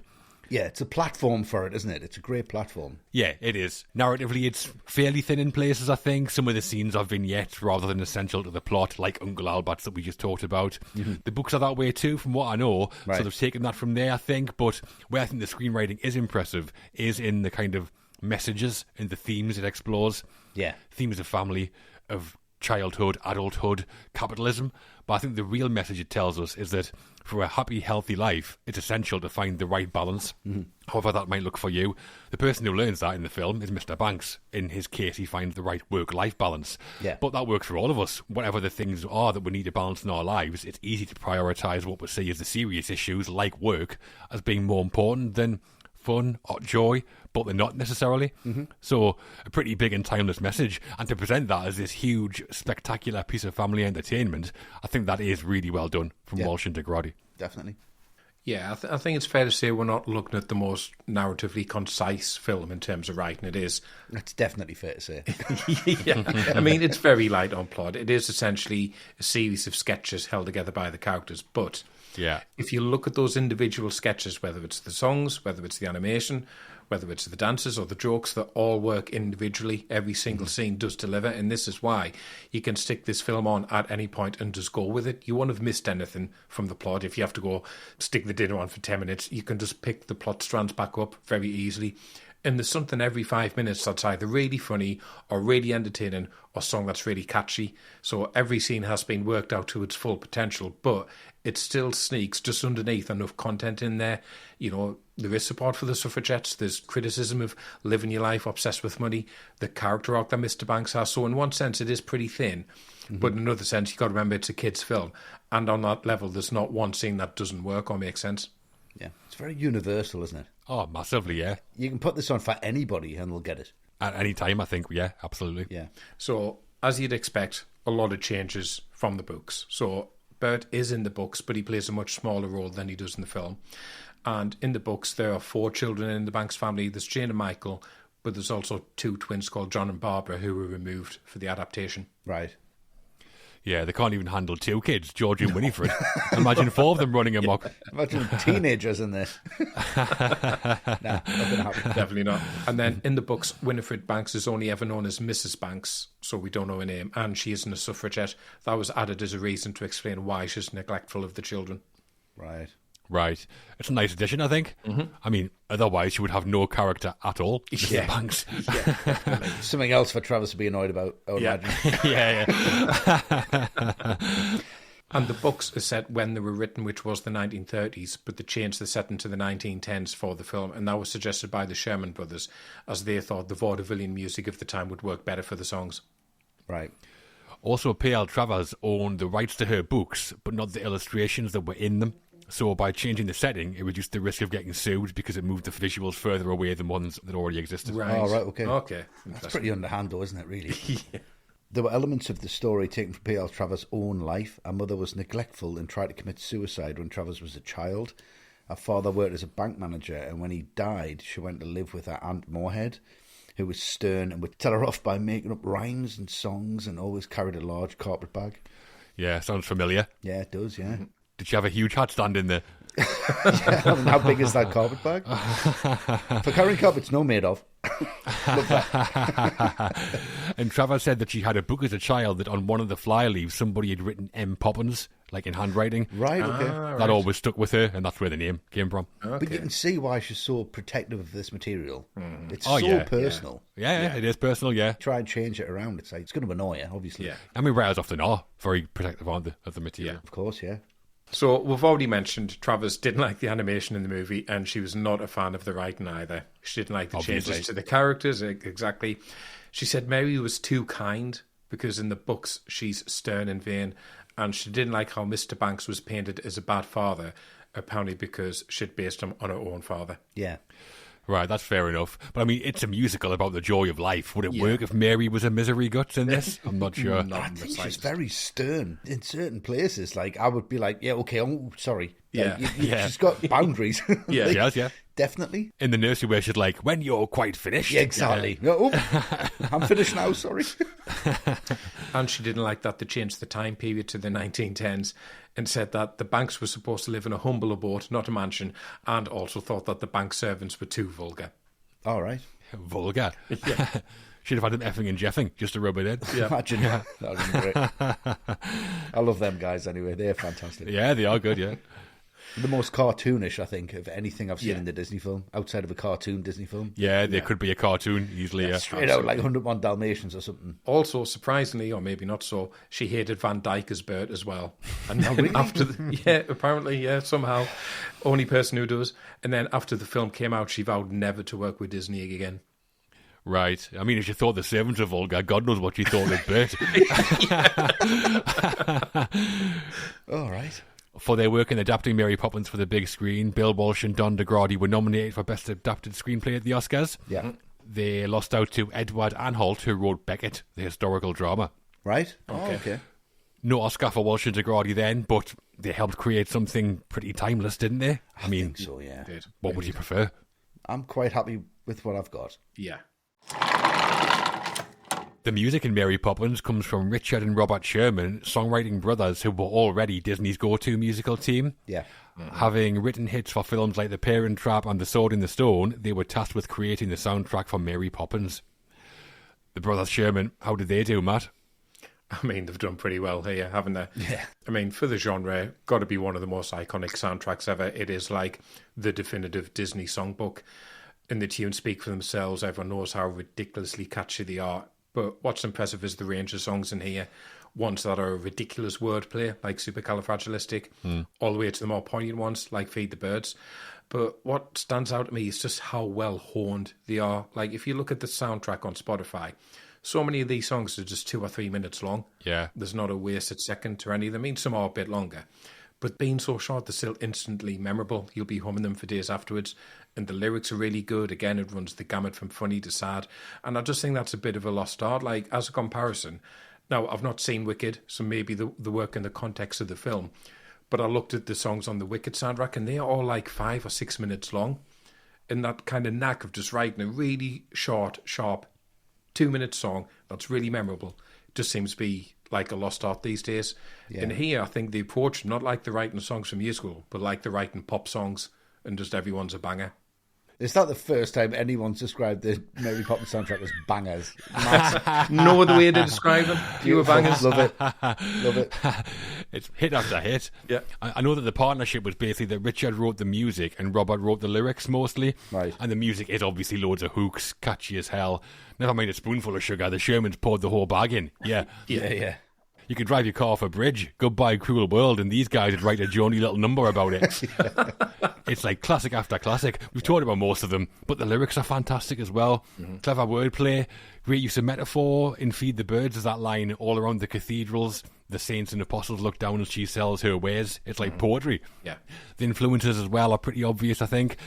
Very vaudevillian music hall, like you said, Matt, and London folk music, which reflects the time. I think you can hear Gilbert and Sullivan in there. Supercalifragilistic has a I am the very model of a model major general vibe to it. Yeah. And what makes them timeless, I think, is that the songs are great pieces of storytelling in their own right.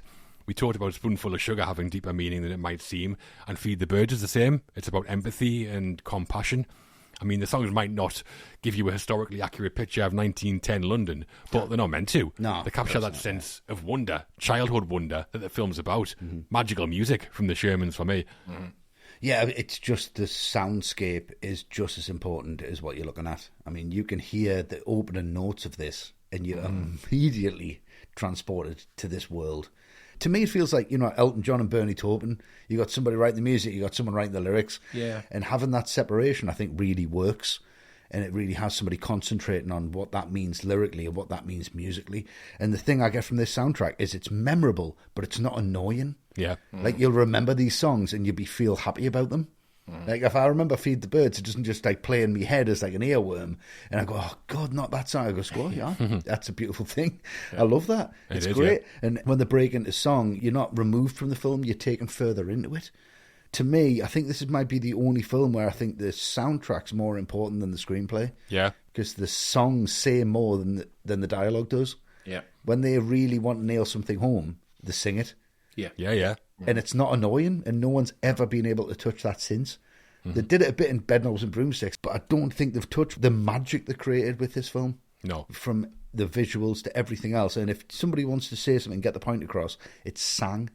That should be, for me personally, that should be, oh my God, that's terrible. And it really works here. And these guys had such a task. To me, the soundtrack is just so honest. They just wanted it to be right. Yeah. And it's so good because it's so right and it fits the film, and they just nailed it, and it absolutely works. It's just as important as the visuals for me. I think the soundtrack to this is just, it's next level. Top 5. So the Sherman brothers were sons of a Tin Pan Alley songwriter called Al Sherman, so took after their dad. Right. Their break came when they wrote a hit called Tall Paul for Annette Funicello. She was one of the Mouseketeers from the Mickey Mouse Club in the 1950s. Okay. And that brought them to the attention of Disney, and they wrote music for them before being given Mary Poppins. They also wrote, do you know You're 16 by Johnny Burnett? Yes. You're 16, you're beautiful in your mind. Beautiful Oh, mind, right, yeah. That was them, yeah. Ringo Starr covered that when he was about 30. Of course he did. Yeah. And the Shermans were one of the first people to work on the film, and it took 2.5 years to write all the songs. Wow. And because there was no final script, they had to write songs and just hope they would fit in somewhere. And Richard said they wrote 34 songs, almost half of which didn't make it into the film. Yeah, some were used on later Disney films, like we mentioned. Yeah. The Shermans must have been all over that first draft of the script, though. Give me a look. Like, frantically rewriting all the lyrics to match. Yeah.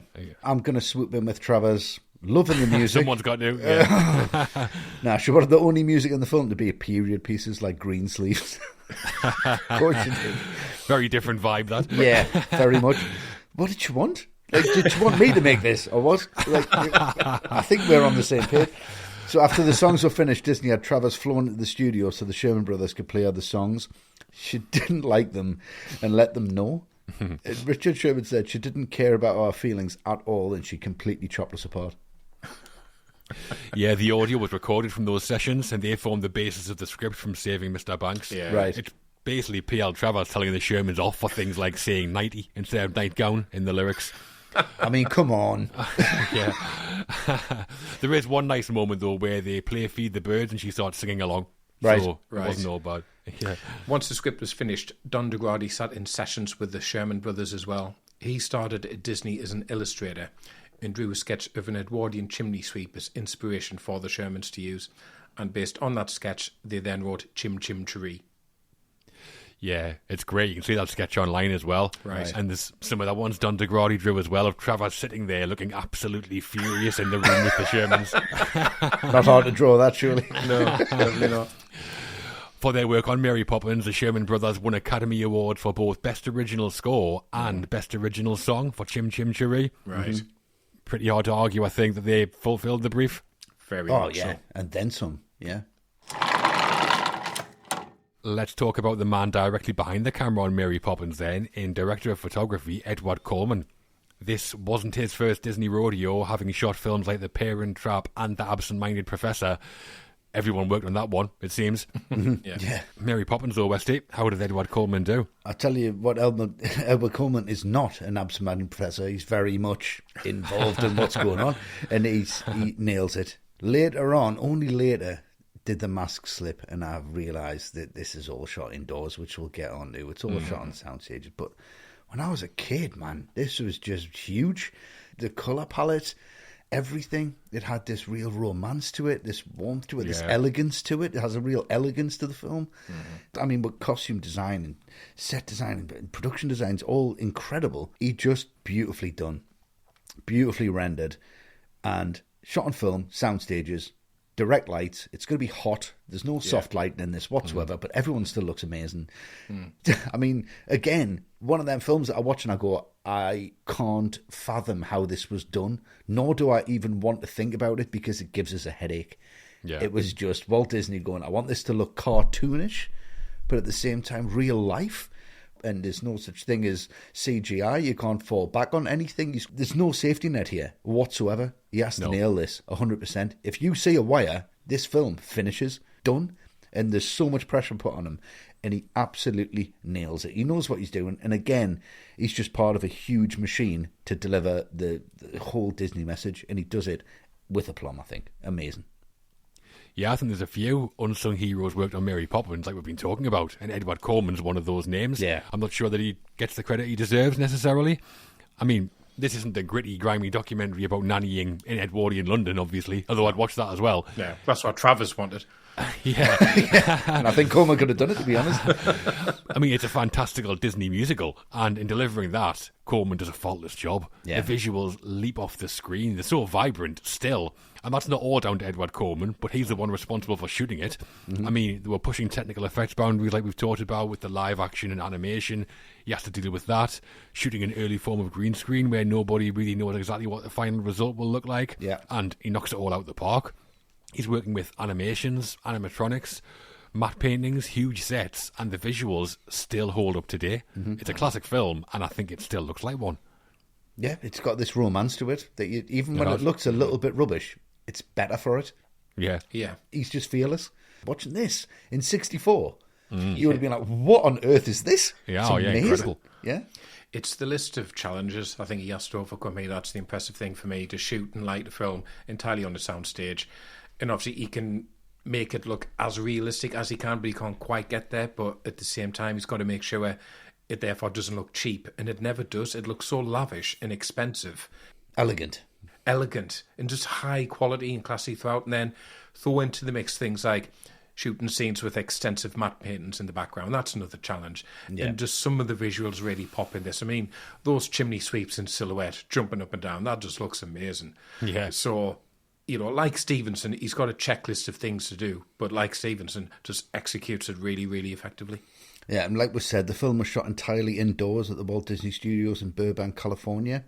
And this meant Coleman had to work closely with Peter Ellenshaw on the matte paintings and Tony Walton on the production design to ensure it all looked as realistic as possible. And it looks, I mean, it's fantastic. I do love them bits where, like, Bert's walking down the street and you know that he can't walk much further. Yeah. Because he's going to hit a bit, maybe. But I just love that. It's got this romance to it. I love it. Yeah, I know that on the matte painting of London used in the opening, Peter Ellenshaw poked little holes in it and they lit it from behind to make it look like the lights in the city are coming on one by one. Love that. Really a good idea. Yeah, great. For those visuals, Mary Poppins was nominated for the Academy Award for Best Cinematography and won for Best Visual Effects, which was a special category at the time. Right. I mean, with the groundbreaking work in blending live action with animation, pretty well deserved, I think. Nothing like this in 64, surely. So Walt Disney and Robert Stevenson may have been the conductors, but they had some artists playing alongside them, and with Bill Walsh and Don DeGrady crafting the story, the Sherman Brothers creating the melodies, and Edward Coleman's DP, a pretty spectacular collaboration all round on Mary Poppins. Yeah, I think everyone's killing it, aren't they? Yeah. Definitely. The end. The final act of Mary Poppins has Disney pulling out all the emotional stops, giving us some of the most touching moments. We'll be talking the final scenes where Mr. Banks finally learns what matters most. Before that, though, it's up to the London rooftops. It is. It's all me pals. So, having taught the children and us non-stop lessons about joy and imagination, Mary Poppins leads them up to the roof where Bert and his fellow chimney sweeps launch into the most outrageous dance number of this, maybe any film. Yeah. Step in time, Matt. Yep. What do you make of the chimney top shuffle? Well, I mean, my opening quote came from this bit, and it is just my absolute highlight, favourite bit of the film.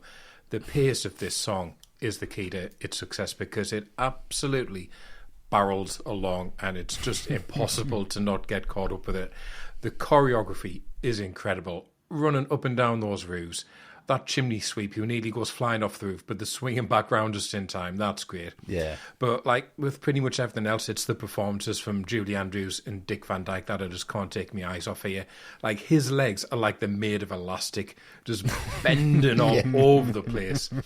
And then what I love about Mary Poppins in this scene is it shows the different side of her personality because yes, she's prim and proper, but she'll also just get stuck in and have a laugh when it's called for. Like, she's not disgusted that she's covered in soot. And when she flings herself into the dancing, she's just not out of place whatsoever. That moment where she pauses mid-dance and she's got, like, one leg in mid-air and then holds the pose before springing back in. That's incredible. So this whole sequence, like, all 8 minutes of it, it just pulses with energy. It's brilliant. Yeah. Yeah, it's great, isn't it? Step in time, step in time. It's insane. Could have done without that. Let's get the chimney sweeps in. It turns into a West Side Story, people doing backflips. It's a really West Side Story, yeah. I love it, yeah. I like it when Bert starts dancing with Mary and we hear one of the sweeps shout, "Looky old Bert," in the background. Yeah, great. But the choreography is incredible. Van Dyke is brilliant. Yeah. Huge variety of running on the spot techniques here. I love the set as well. You see the whole thing when they're running around the rooftops. It's like a wide matte painting in the background. Yeah. And that wide shot, I think you mentioned it, Matt, when we see 8 sweeps prancing on their own chimney. Yeah. It's all silhouette with a blue background. Yeah. That's the best shot in the film, I think. It is, yeah. Well, you've posted it enough in the group. You did that. Every time we talk about Poppins, I keep in there. Yeah. This bit. Again, though, Admiral Boom. This guy's a menace. Starts taking pot shots at all the sweeps. Yeah. And we'll not mention his outrageous racism either. No. Let's leave that. Yeah. And then they just take over Bang's house. And then again, step in time. It's absolutely ludicrous. Yeah. Boss is back, step in time. Yeah. It ends with them all just running off into the night. Yeah. Absolutely awesome. We've had nights like that. It's brilliant. I mean, this is the most Matt Bartley sequence after knowing him for 20 plus years. Every time I watch this, I just think of Matt just sitting and smiling at it. It's just... But I just think he's just going to love this so much. And it has that vibe to it. It's just everybody on the same page. And you haven't even been introduced to these guys. This should not make sense. No. Like, where have all these guys come from? But you trust Bert, you know him, and everyone else is Bert's friend, and you then trust them. And Mary's just integrated into this. She knows them. There's this huge backstory. Like, how does she know these guys? How does she know what the dance is? Like, it's just... any other film, it would just be an absolute mind fog of, like, what on earth is going on here? It just works so well. The music works so well. The choreography is incredible. It's so Broadway. It's so theatre. It's a show for them, and it's a show for us. I almost feel like I'm watching something that was a show for the kids, and I'm eavesdropping on it a little bit. And there's very few films that do that, especially a musical set piece. Because, I mean, I forget that this is at the end of the film. Yeah. Step in Time comes in, he's like, yes, this is now a Disney film. This is exactly what I want. We don't know any of these guys. They're popping their heads out from different pipes, and that shouldn't make sense. And they're not going to fit anyway. And they're jumping down, and they're making an absolute mess of the house, and they're just taking the piss out of Mr. Banks. And Bert brought this for him, and then he gives that wonderful speech about, I know how hard it is for you, but you need to reassess your whole life. It's wonderful. It's just beautifully played out. What a sequence. And if anything reminds me of Matt, then I'm a happy man. Oh. And the Sherman Brothers had planned for Chim Chim Tree to be the song used in the sequence, but then special effects supervisor Peter Ellenshaw introduced them to Knees of Mother Brown, and they were inspired by that to write Step in Time instead. Yeah, I think Step in Time is basically Knees of Mother Brown. They just changed the words, I think. It is exactly the same. No Mary Poppins, no Chaz and Dave either, surely. No Status Quo. No music. No contemporary music. No Beatles, nothing. But it actually had to be filmed twice because there was a scratch on the film at the first take. And the whole sequence was originally meant to be just 2 minutes long, but ended up 14 minutes instead. Couldn't get rid of the chimney sweeps. No. Wouldn't leave, probably. But there's behind-the-scenes footage of them filming some scenes like Step in Time, and it's kind of surreal seeing Julie Andrews and Dick Van Dyke like laughing and messing about, making these scenes that are like so stitched into popular culture. It's really weird. Yeah. And then after this, there's a very small scene, but it's very important because it's more insight into Mr. Banks when he's talking to Bert, and it's just that realisation of how he's got his priorities wrong. And what I love about Bert here is he's not judgmental. Like when Banks complains that Mary tricked him into taking the kids to the bank. Tricked you into taking the kids on an outing? Outrageous. He like doesn't give him needle about it. He just holds up a mirror and says, this is what you are, and it's up to you to change your ways. Yeah. Yeah, I just can't believe Mr. Banks doesn't have a problem with Bert wandering around his house in his chimney sweep. Yeah. With his shoes on his carpet. Making a mess of everything. Crazy. So, quite a spectacular rooftop celebration there. Shall we see how all these chimney sweep antics land back at 17 Cherry Tree Lane? See how it goes. Let's do it. The finale of Mary Poppins is where everything changes. Mr. Banks faces the board of directors at the bank in what seems like doom for his career, but it's the opposite for his personality, turning him into a hysterical, kite-loving Father of the Year figure. Yep. So what do you think of our ending, Westy? I mean, I think P.L. Travers would have been happy with this scene. Yeah. You know, Banks is fired. It's really Leslie Miserables. It's a joke, snapper. Yeah, great. But it's the realisation from this. And what I got watching it again is, you're going to come in at 9 o'clock at night? No. I know, it's crazy. Definitely not. I don't care what I do. There's no jumping around me up and say, can you come in for a meeting at 9 o'clock? No, not even a Zoom meeting. No.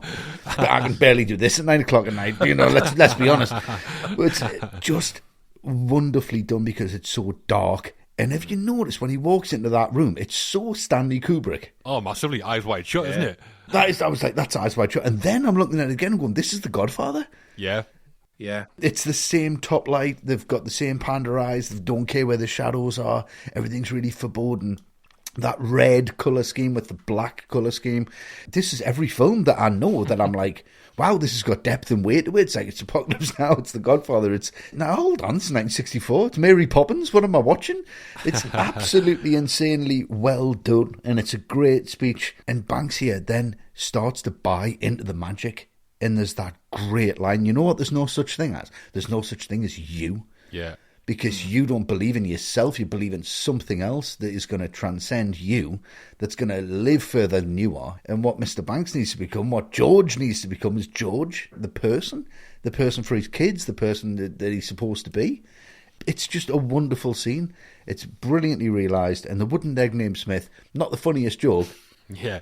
but lands when it's repeated. That realisation, when you know, if you get a joke and you're sitting by yourself, a wooden leg named Smith. To me, it was just really astonishing. I mean, the kids will watch this and we'll put it on, but I've never really sat and went, right, I'm just going to talk about this scene. And I've looked at that scene and I've just gone, wow, that is like so intense, but beautifully done. Yeah, I like the way they build all the tension on that long walk through London to the bank. It's like he's walking the plank or something. Yeah. And I think David Tomlinson pretty much nails it. Starts all proper and stiff upper lip about it, but we've seen the cracks forming the last few scenes. Yeah. And then he just breaks down, but not in tears, in laughter. Yeah. I mean, I'm wondering if he's just been on the doobies with Uncle Albert, I would hope so. but it is a great character moment. Someone punching a hole in your hat and taking your flower off, and it's just disgusting the way he's dressed. And like, of course, you're just going to laugh at that, and you're going to go, "This is ridiculous," but that's the world. I've never seen anyone so pleased to get fired, but even better when Mr. Dawes Sr. starts laughing at the end. Yeah. That hoarse, chesty laugh that Van Dyke does is great. Yeah, it's great, yeah. And you think, another redemptive arc, but next scene, Dawes Jr.'s like, no, he's dead. Yeah. Laughed himself to death. Absolutely brutal. Best I've ever seen him. Thanks for that. But if Mr. Banks is the heart and emotion of the film, like we've been saying, this is probably his key moment. Yeah, definitely. And then for me, you get to the ending, and it does end pretty perfectly, because up till now it's been very light, very frothy, but it absolutely sticks the landing in terms of the message and the emotion. Weirdly, it's similar to our last episode we did on The Last Crusade, because we talked there about Henry thinking Indy is dead, and all he needed was 5 minutes to tell him something. Yeah. And it's the exact same realisation for Mr. Banks, and it's a message every parent needs to know if they don't already. You know, yes, it's great to have money to lavish on your kids, but if you don't, that's fine. Just give them some of your time instead. Yeah, they don't care about money. They care about time. Kids will appreciate 30 minutes of your time dedicated entirely to them. Over 30 quid. Over 30 quid, and they'll remember that. They won't remember 30 quid on a pair of trainers. You got them once. In the ending to Mary Poppins understands that. Tomlinson gets that in his performance, and it's just summed up so beautifully in that last song, Let's Go Fly a Kite. Well, here he goes. Niagara Falls every time. Yeah. Really? Wow. Oh, it's such a beautiful song, and it's such a beautiful sentiment. It's a wonderful ending. What do you mean, wow? Of course, he's the most emotional man I've ever met in my life. Yeah. Come on, I can't be surprised. Yeah, Mr. Banks hasn't just changed, he's gone kind of mad. And I've no idea why Mr. Dawes suddenly asks if he wants to become a partner in the bank again. Just fired him like 5 minutes ago. But as joyous endings go, this is right up there. Yeah. It's Mary's bits that I notice the most nowadays. She gives that look out the window, watching the banks all behaving like a family, like, my work here is done. Yeah. And I think it's quite sad when she leaves and they don't get to say goodbye to each other. A little bit sly on Mary's part. Jane and Michael will be devastated when they find out she's just done one. Yeah. Me on every night out. The Vanishing Act. League of Shadows. But that sarky little parrot umbrella fella who talks to Mary, I love that guy. He was voiced by David Tomlinson, actually. Oh, was he? Oh, right. Okay, I never knew that. I mean, is there a better ending to a film? I just love it. I mean, the idea for Let's Go Fly a Kite came from Sherman and their father, Al Sherman. When Shermans were kids, Al would make kites and they'd go and fly them together as a family. Have you ever tried doing that? It's an absolute nightmare these days. It really is. So when the story ended with the Banks family reunite and they came up with the title immediately, it was like, it's just wonderful. A banger, isn't it, Matt? Well, that's a massive banger for Matt. Absolute banger. They're all bangers. What are you talking about? Yeah. I mean, it's absolute perfection storytelling-wise, and not a coincidence that this song powers maybe the most powerful scene here, and for me, definitely the best scene in Saving Mr. Banks as well. Yes. Right.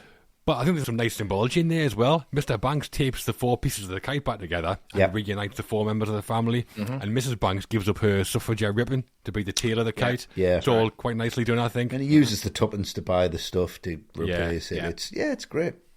But the ending for the film is different to how the book finishes. In the book, Mary leaves really suddenly when the wind changes direction and she just suddenly flies away. The children do see her leave, though, and the family are all upset that she's gone, especially Mrs. Banks. But that's because that means she now has to raise the children. I bet Travers was boiling with rage at that change. Did you ever not boil with rage? Bit the burst. Constantly boiling with rage. And with that, we get Mary Poppins floating away on the wind as the Banks family go fly a kite. Mm-hmm. So, turned out well for everyone involved. And in terms of us, a pretty satisfying ending. Oh, wonderful. Perfect ending. Reception and awards. So that is the end of Mary Poppins for now, and the film landed in theatres in August 1964. Not via Umbrella, but how did audiences respond to it? Well, someone's got to add up all those tuppences, and that man is Matt. It is. So give us the numbers, please, Matt. Okay, so from a final production budget of about $5 to $6 million, Mary Poppins grossed $103 million worldwide, so a huge hit. And then at the Oscars, altogether nominated for 13, winning 5. Best Actress for Julie Andrews, Best Editing for Cotton Warburton, Best Visual Effects for Pete and Ellen Shaw, Eustace Lycett and Hamilton Lusk, and the Sherman Brothers, as we've said, won 2. Best Score, Best Song for Chim Chim Cheree. The most successful Disney film at the Oscars ever, Mary Poppins. Right, yeah. And it was the only one of his films that Walt Disney saw get nominated for Best Picture. Really? Wow. I think Up and Toy Story 3 have been since. Yeah. Okay. Yeah. The premiere took place at Grauman's Chinese Theatre in LA, and it was the first premiere Walt Disney had been to since Snow White in 1937. Wow. Check this out. P.L. Travers wasn't happy, though. Obviously. Shocker. She apparently cried all the way through the screening. Like Matt. Yeah. Different reason to Matt, though. Totally different reason. And she said at the end, she said to Disney, like, the first thing that has to go is the animated sequence. What animated sequence? Which one? Yeah, apparently Disney said to her, Pamela, that ship has sailed. Pamela, like. You've just watched the premiere. Everyone loves it. Yeah. Except for you. As if they're going to change it at that point. No, Yeah, we'll take stuff out. This is the point of negotiation right now in the premiere. Yeah. On to the critics then, and Roger Ebert didn't write his first film review until 1967, so we don't have any comments from him for once. Ooh, just missed it. We do, though, have Bosley Crowthers of the New York Times thoughts. So, next best thing. Okay. Bosley called Mary Poppins a most wonderful, cheering movie for the enchantment of a beautiful production, some deliciously animated sequences, some exciting and nimble dancing, and a spinning musical score. They make it the nicest entertainment that has opened at the music hall this year. Okay. Lovely. Nice entertainment. It definitely is that. Mm-hmm. James Powers of The Hollywood Reporter said, Mary Poppins is a picture that is, more than most, a triumph of many individual contributions, and its special triumph is that it seems to be the work of a single, cohesive intelligence. Yeah, it is, yeah. Kind of what we've been saying, I think. Walt Disney's vision, Yeah. achieved by a big, talented team collaborating. It's under the massive umbrella with a parrot at the end of it. Yeah. And in a retrospective review, Empire magazine gave Mary Poppins 4 stars out of 5. Really? Which I can't quite Right. believe. Okay. And said, get this, watch it on DVD and make judicious use of the skip button, and with a little home editing you can edge this movie up to the 5-star rating it could so easily have earned. What? Just skip off of it. Rubbish. Skip what? Uncle Albert, that's it. Yeah. That's the only thing I can think of. Absolutely crazy. That is mental. And today on Rotten Tomatoes, Mary Poppins has a very big 86% audience approval rating and a huge 97% from critics. And then on IMDb, a score of 7.8 out of 10. All right. Huge scores. Still can't quite believe Empire, though. No. Just fast forward it. Yeah.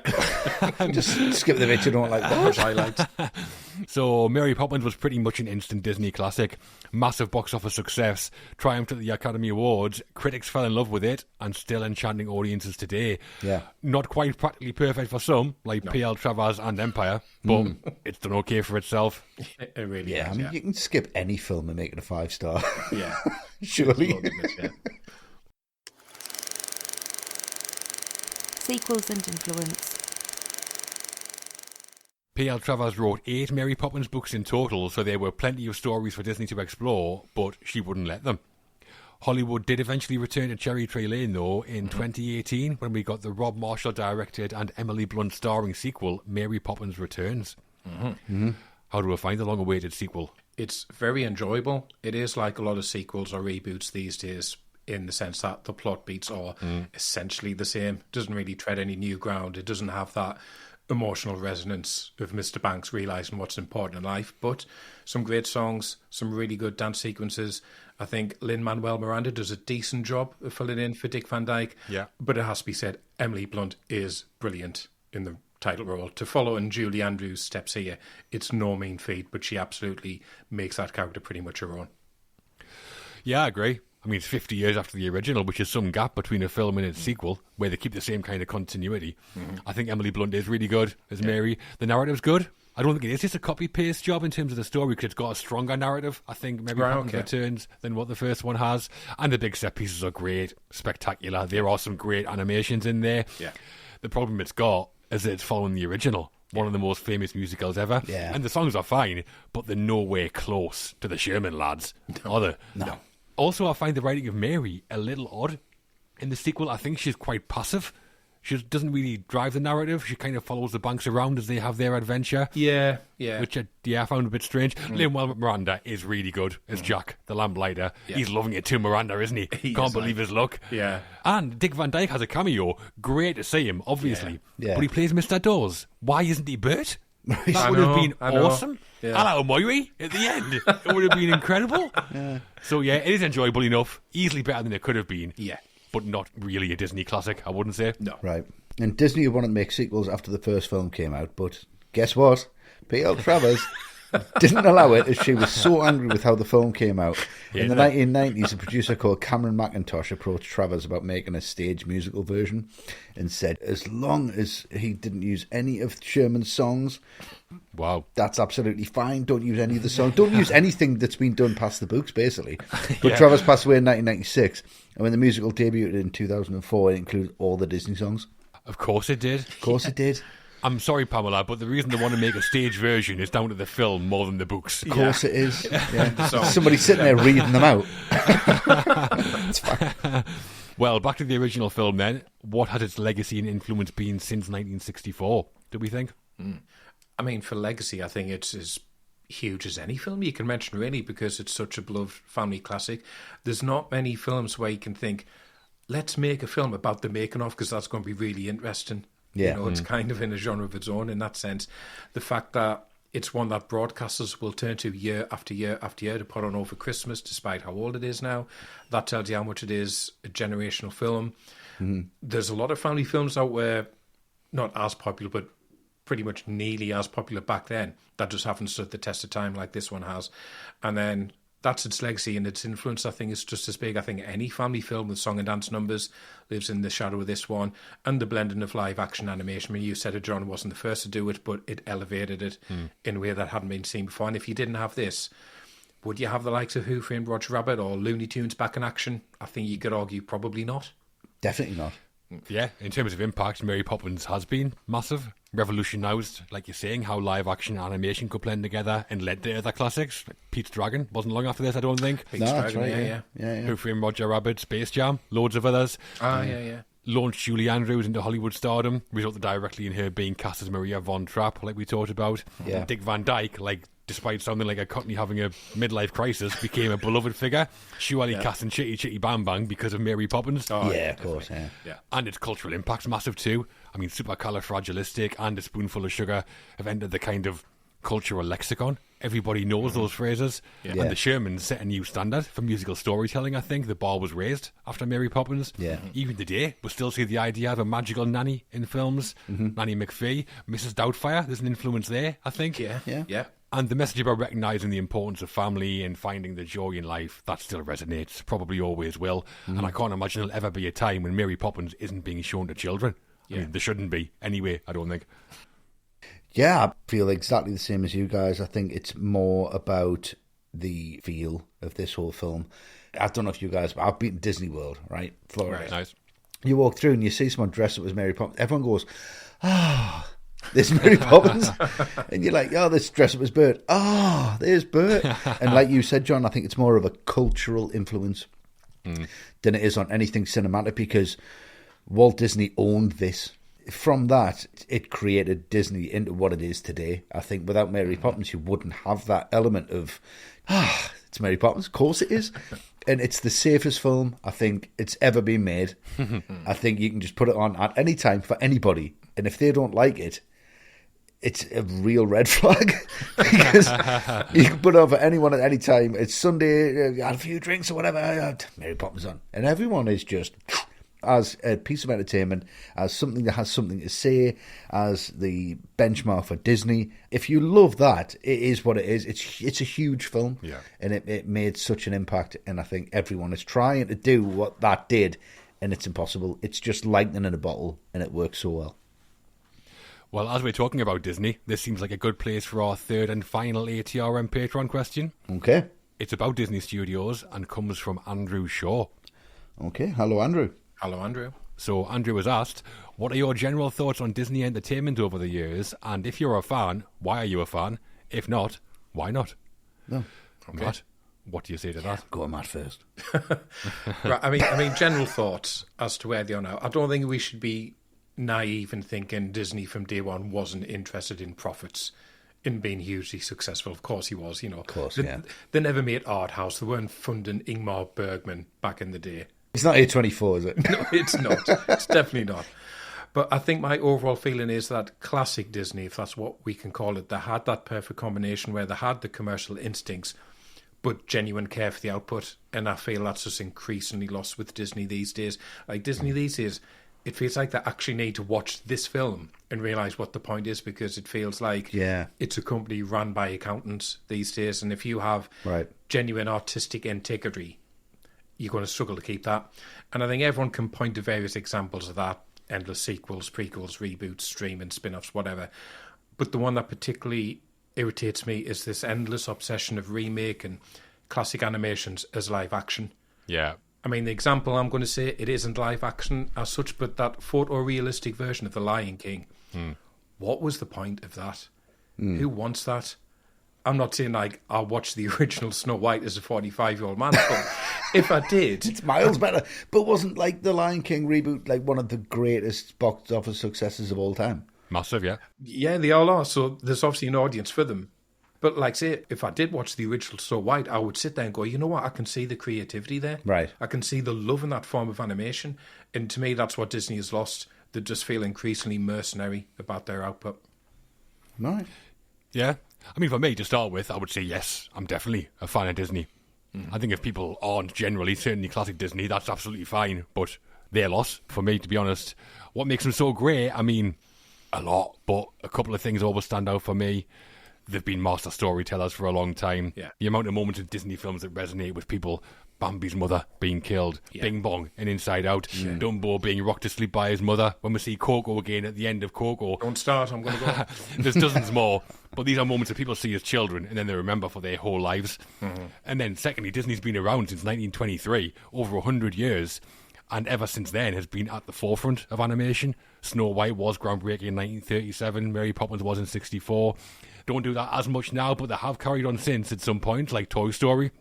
All those live-action CGI things they're doing now, which are a bit mercenary, I would agree.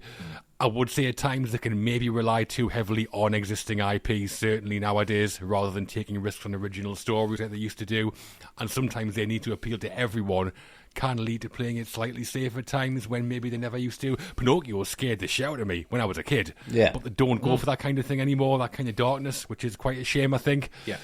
But at their best, Disney are a joy. They bring people together. They've told stories that are part of our shared cultural language for years and years and years. You can't reasonably ask for more from them than what they've done. And I'm a fan. And I still am always interested to see what they're doing next. Yeah. And Westy. The opposite of that, John, to be honest. I mean, not in a negative way. I know what Disney is. And to me, it's a little bit too predictable. And it's a little bit too safe. And it's a little bit too escapist. And it's a little bit too, like, live, laugh, love for me. I think it's what you've both said. I think the criticism that we've got is that it's not pioneering, it's not moving forward with any kind of new ideas. I think it's using a lot of what it's done in the past. Like when Walt Disney died, it felt like Disney just went, okay, that's enough. And like when Steve Jobs died, Apple went, that's it. We're not making anything new. We've got an iPhone, we've got a MacBook, that's all we're doing, and we're just going to rehash that. Disney feels like we're just going to rehash what we've done. It don't feel like Disney are pioneers anymore. They're hanging on to something that they've done previously. There's the castle, there's the princesses, there's the princes, and it's just a little bit too old-fashioned. I know that Disney's safe, I know that Disney's happy, and that's a place that I can always refer to people who like want to be in a safe and happy environment, and that's the best I can give for Disney, really. Disney slammed. Well, not really. I'm not slamming them. I'm like, I watched pretty much everything up to date because I've got 2 children and I'm watching Big Hero 6 and I thought that was absolutely fantastic. But again, it seems like there's boundaries on it. It seems like it needs to be this. With Pixar? Yeah, Pixar, yeah, they are pioneering at that point, but I would rather someone was pioneering in a different way. Fair enough. I like art that takes risks. Yeah. So while it took 54 years for Mary Poppins to return to Cherry Tree Lane in a proper sequel, me and Matt think it was quite good. Yeah. And as for the original, its influence on musicals, animations, family films, how we all perceive the general magic of Disney, difficult to overstate its influence. Oh, absolutely, yeah. Oh, yeah, very much. All the right movies ranking. And that just about wraps up the adventure. All that's left is to decide just how many spoonfuls of sugar Mary Poppins deserves out of 10. All right. So, Matt, your choice. So what do you think? Your summary and score for Mary Poppins, please? I think it's really easy to be cynical about this as a film. Yes, parts of it are quite ramshackle, and yes, it's a kids' film, so it is, no pun intended, quite sugary at times.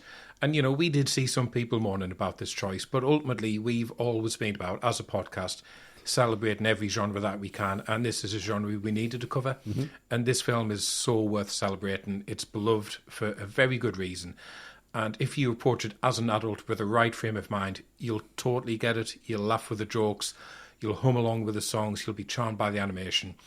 And if nothing else, you've got Julie Andrews and Dick Van Dyke in there. Both simply wonderful, and they definitely bring the magic because they believe in the magic in this material. So, is it an absolute all-time favourite of mine? It's not, and it's certainly not a perfect film. It is baggy at times. It is overlong. Yeah. But ultimately, it's a film that generations now always come back to, and it's a film that generations to come will discover for the first time, and they will love it. And I think that's something to be cherished, particularly for a film from 1964. So it's a 9 from me.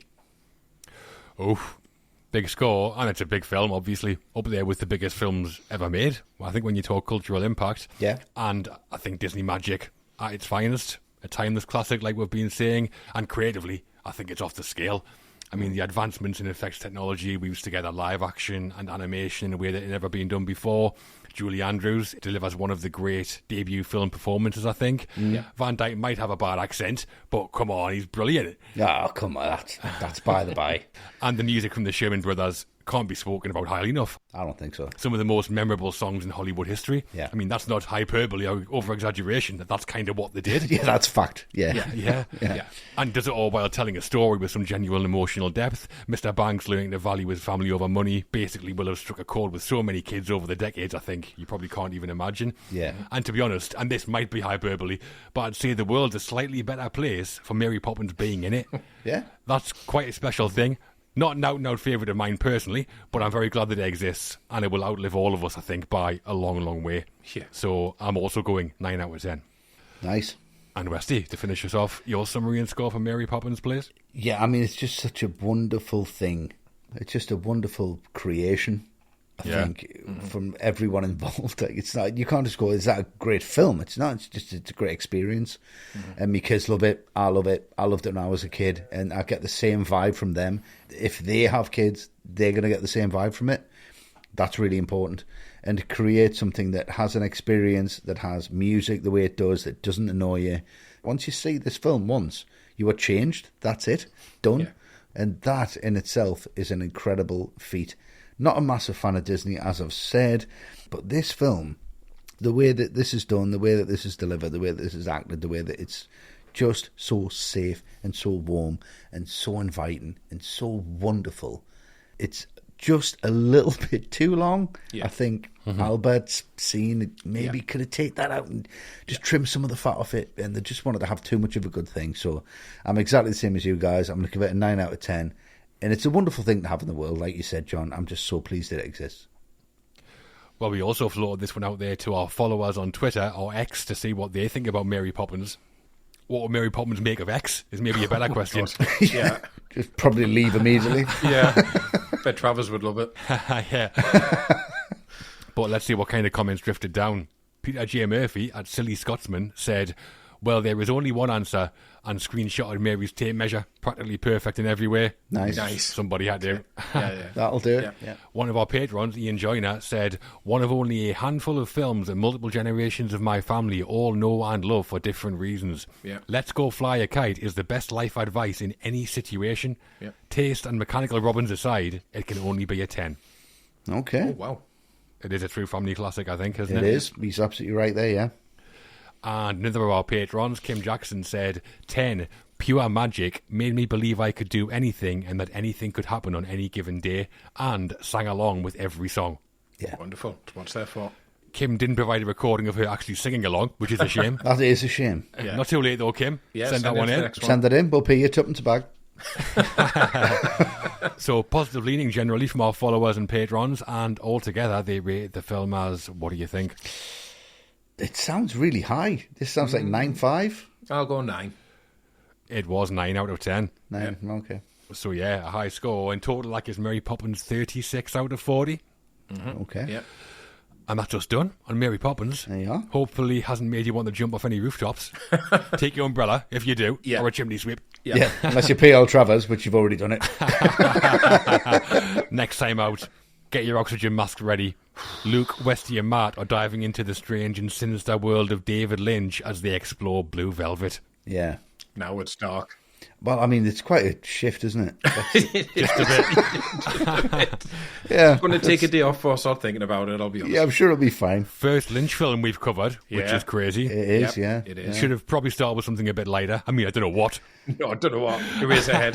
But we've got a double feature coming up as well later on if you want to sign up with Patreon, and you'll have access to that. So, love Lynch, absolute legend. So we'll see how it goes. Well, in the meantime, to find out more about becoming a patron, supporting what we do, and accessing our archive and bonus episodes, please visit patreon.com/alltherightmovies or click the subscribe link on Apple Podcasts or Spotify. Yes, please. Please do. Be great for us. Socially, you can keep up with All the Right Movies on Twitter or X, where we are at AT Right Movies. We post threads on there that tell the stories behind classic films, where everything we post has been said by someone involved in the production, or comes from 3 separate sources, the same as how it works on our podcast, so you should check that out. Yep. You can find us on YouTube at youtube.com/All the Right Movies. On Instagram and Threads, we are at @all_the_right movies. On Blue Sky, we also post those threads, and we are at alltherightmovies.com. Yep. On TikTok, we are at All the Right Movies. There's a movie group on Facebook as well, full of lots of great people, lots of our listeners, and lots of great film chats, so you should join that. Yep. All our pals. And definitely get a review in there if you want to, 5 stars. Please do. I think that's probably all we're allowed. 5 stars? so. I think Just 5 stars. Anything lower than that, doesn't work. Yeah, it doesn't go through. Yeah. And our website full of great features is alltherightmovies.com. It is. We're all off now to have a cockney knees up on Westy's roof, Oh, yeah? which will be beautiful. Beautiful. Fall straight through it. Live in Jarrah, man. Come back for Blue Velvet, and as always, thanks for listening. Thank you, guys. Take care. Thanks, guys.